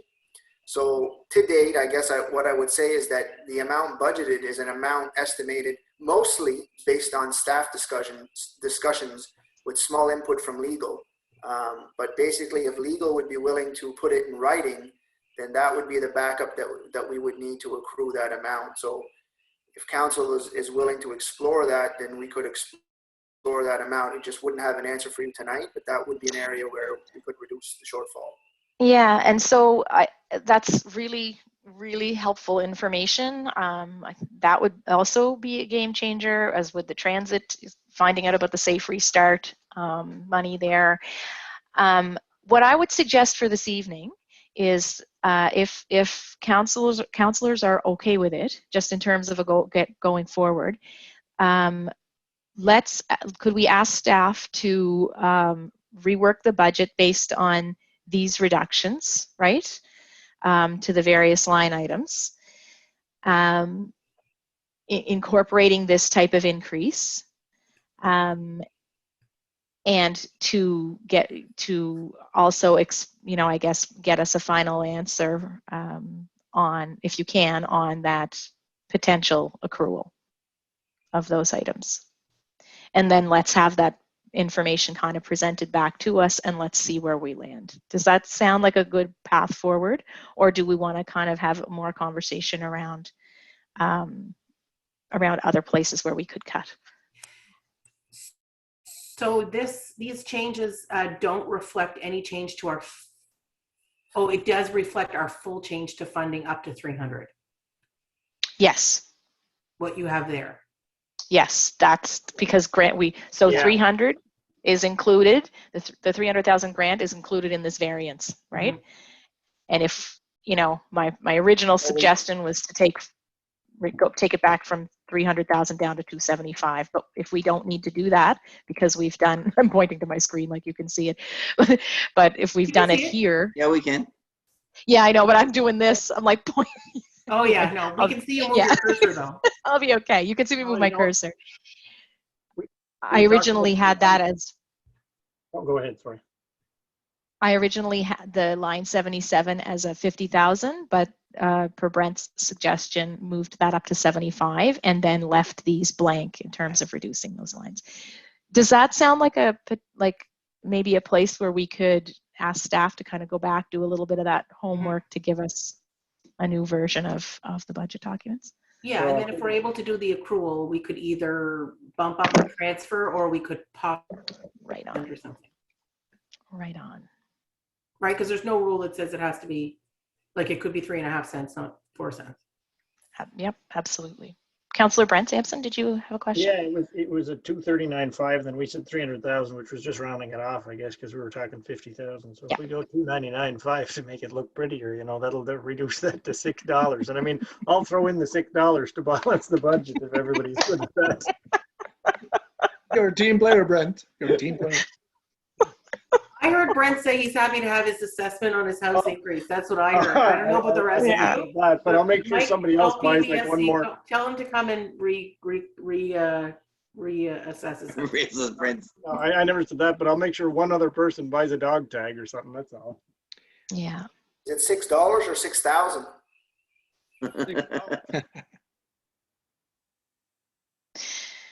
And I mean, you know, I guess I would also just kind of looking at this over like the last 4 years, had there been a 1% increase per year, this is where we would be anyway. I feel like maybe this is the most reasonable approach. I'm really struggling to say that we have to do a tax increase at all, but I mean, I think we've heard from our constituents throughout the campaign that they want change, and it's gonna cost some money if we want to invest in these communities, right?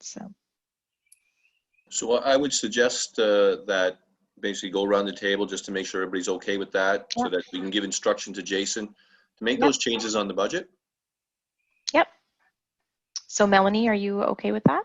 Yeah, I mean, we're not deciding for final, but I think your approach, I think your approach to ask staff to revise it, given these, I'd like to see what that, I want to think more on it, and I'd like to see the revised, please. Yes. Yeah. Sean? Yeah, I'm okay with what we got here, and then let's see where, you know, like you say, the safe restart and a few other things. Yeah, let's see where it goes. But yeah, I'm okay with this right now. Yeah. Yeah, I mean, a couple of accruals like that, we could hope maybe even shave another cent off that potential tax increase, right? Brent, are you okay with that? Yeah, no, I'm good. And I mean, yeah, ideally, like you say, if those accruals worked out or something, we were able to shave it to 3, that would be fantastic. However, even if we were planning on 4 and some of those things came through, that could give us a little more flexibility to do a few more things we may have wanted to, but weren't sure we could. So, yeah, no, that's all good with me. Okay. And Mike? Yeah, I'm good. Okay. So Jason, are you okay with that? And you do you want me to send this to you, or are you good? I'm fine. I took a picture of it, so I can. Okay. And I wrote the numbers down as well. Okay. Great. Yeah, I think it's fine. I think we have enough information to rework it. I'm not sure that we'll necessarily get an answer on the safe restart, but I feel confident that we can get an answer on the legal accrual. That would be a big help. And then, given what the changes that you guys have put forward, then it definitely brings it closer. Okay. All right. All right. Well, that sounds good. Everybody else too. Pardon me? What's going on with Chris's screen? Is that messed up to everybody else too, or is it just? Yeah, there's something odd going on there. I didn't know it looked like that for you guys too. The big Chris. I used to have a picture up there on previous Zoom meetings, so it looks like it's blending my live feed with the old picture. What's up with that? What is up with that? My goodness. All right. Okay. Well, I think this is a really great discussion, probably the most difficult budget discussion we've had so far. So I want to thank everybody for your patience. Again, first time group, it could have been a whole lot worse. Oh, right? there's Chris. There's Chris. There he is. Yeah. What, you missed all meeting? I must say, I liked it better the other way, but It's more Halloween. He It's was more wearing a Halloween. lock like some kind of a robot. I am an engineer. Okay, so any kind of last comments then on budget? All I only right. have one. Oh, If go when, ahead. sorry, when Jason, when you want to send it out, I get about 100 pages in front of me, and is there any way just to kind of get it, I guess, now that we got it narrowed down some, is there any way just to get like from start to finish just to print, or you don't gotta print them off, I just need the new, I guess, the new edition of, like, I got expenses summary, revenue summary, then I got expenses, but then we changed some of them, and then it's kind of all over the map. Yeah, so I mean, I could put final version, it's not final, but I guess I could put. Semi-final, anything at all, yeah. version Whatever you 5. have, throw it out. I think that Yeah. works. The one you have tonight, you can throw them out if you printed them. Okay, perfect. Yeah. All right, guys. Well, thank you very much. So at this point, then I will ask for a motion to adjourn. Wait, I want to do this because Brent usually gets the opportunity. Oh, I'd like to make a motion to adjourn. Could I have a seconder, please? I can't take that from Brent. Let him have it. Oh, Sean took it. Sean No. took it. Sorry, Brent. Okay. No, it's fine. 3 minutes to go. Look at us. He doesn't have to drive tonight. It's okay. No, I Oh, gotta- my drive goodness. 3 minutes to spare you. Oh, wait. Thanks for your patience, All guys. right. Yep. Yes. you. So all those right. in favor, please say aye. Right? Aye. Those opposed, motion carried. Thanks, guys. Good night. Yeah, All right, have a good good night, night. everyone. You guys.